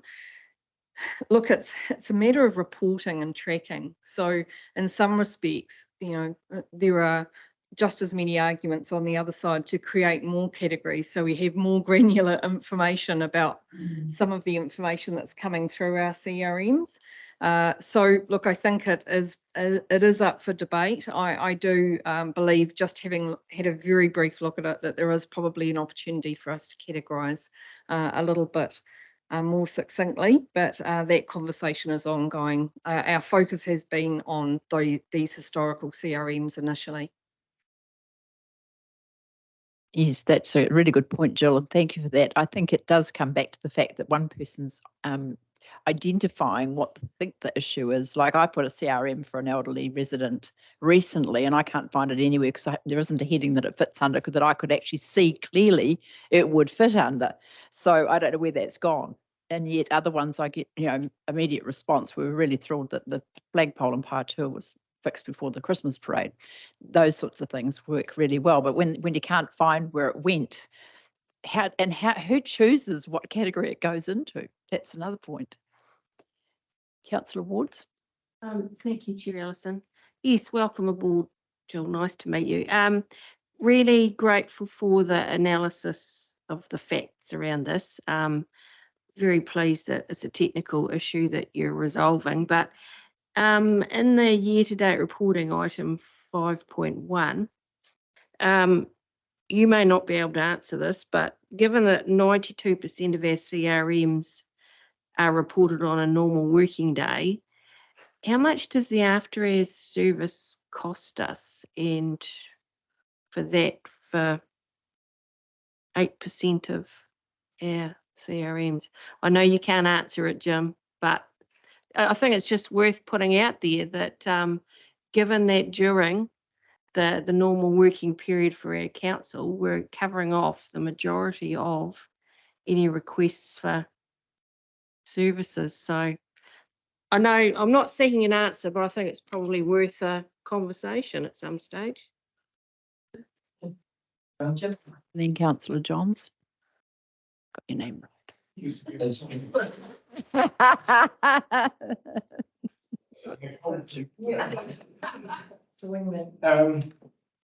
through the chair, we roughly pay about 67,000 per year for our after hours service, but they also do after hours noise call outs. So you've effectively got one car doing both jobs, trying to triage. So I mean, I appreciate through. Yes, I appreciate we need an after hours service. I'm just, the old calculator in the brain is thinking, what's it costing our ratepayers to deliver that small chunk of what appears to be the majority of 300 issues that might get reported on. they do have, like I get a report every night and on Monday for the weekend and stat days, and they are busy. They go to quite a few calls, but it's one of those things you've got to fund because you have a serious dog attack. Yeah. Priority is to get that dog and get that offender. I'm not about cutting the line, but in the interest of transparency, the value that an after hours contract provides, I think, is really important for our community. And I think that's why sometimes people get frustrated because we have to triage. They could be at a dog event at Ekatahuna and we get a noise complaint in Dannyburg. And but that's why we've got one car and we try to keep the costs as minimal as we can. Thank you.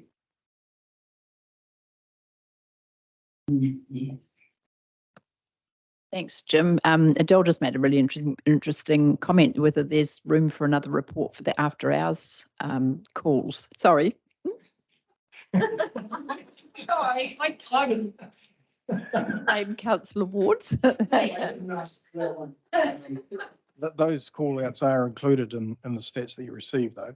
Yeah, appreciate that. But does that 67,000, does that cover the cost for Palmerston North though? That's really what I'm focused on. This is purely for our allied contractors, allied. Right. So the contract that we pay to Palmerston North to take that phone call is additional to the 67,000. Yes, it would be. I don't know what that is, but yes, that would be. Okay.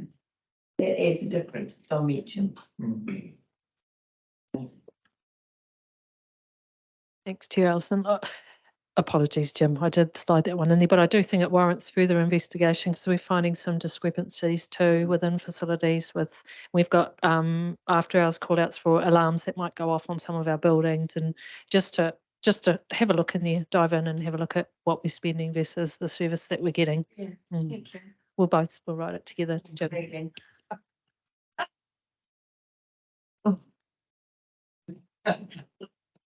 Through the chair, I thought I might be able to shed a little bit light on the CRMs that actually the chair raised. Who decides where they go? Often it's decided from the call taker, and they, depending on the training, it can go to the wrong department. And for example, if we get a thing called a land use complaint, a lot of the time that'll go to the planning department when it's actually not a land use, it's more like a tree grown over someone's footpath or something. So there's a bit of flitting around until we get it to the right place. But we are aware of the issues and the technical. To give you an example, when I first took over, I saw there was something like 5,000 closed off CRMs in the regulatory department. So I think that was mainly a glitch. I'm hoping that was mainly a glitch.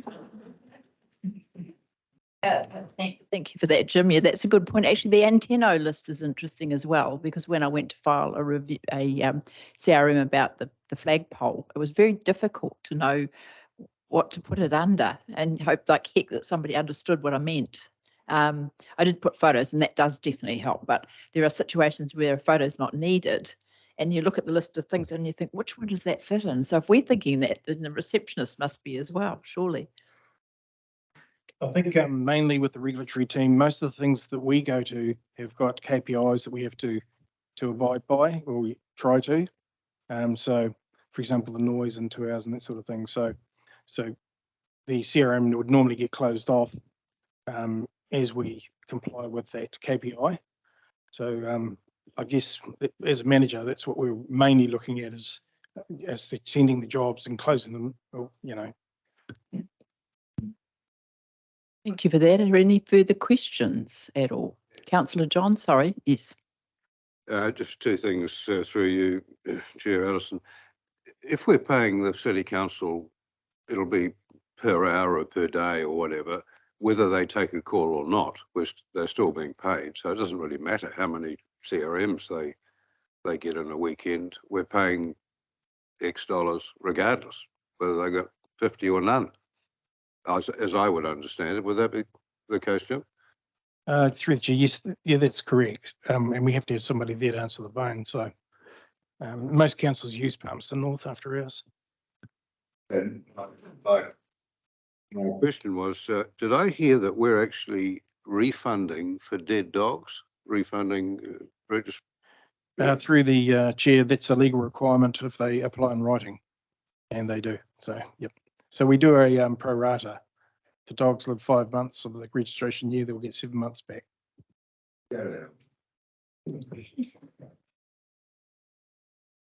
Thank you for that explanation. That was really handy. Councillor Steve. Yeah, just while we're on the allocation, because a lot of people get confused between a monitoring company and a response company, two different entities. Do you pay a response company a standby fee? I'm not so sure about a standby fee. They get a contract. Well, they're paid for a contract to respond to all CRM calls that go to them, either for noise or for a dog call out, or for stock on roads. And if it's on a highway, we on bill that to the NCTA. So that will be on top of their retainer. But you see what I mean? You need them there all the time. So that's their retainer. No, they're paid fee, so that's an annual fee, and that's it. That's it. So if they've got 100 call outs in one night, they're doing themselves out of money. That's correct. Sometimes they win, sometimes they lose. Question, Jim, with the CRM service with Palmerston North City, there are a number of councils using it. Is it part of the MWLAS process? No? Pity. Thank you. Any other councillors with any more questions? There being none, I think that actually completes your report. Thank you very much. Could somebody please? Yeah, sorry, ambush. Could Steve, you want to move that it be accepted or? Yeah. Yep. Thank you, Councillor Naima. All those in favour, please say aye. Against, carried. Thank you all very much for your attendance today. It's been a really interesting meeting and quite lively in places, which is always fun. So we've got to go into the yes. Okay, we have a mover and seconder to move into excluded. Could we please say, all those in favour, please say aye. Against, carried. Yes, yep. Just wait till, I'm sorry, I did forget to remind everybody the meeting was being recorded.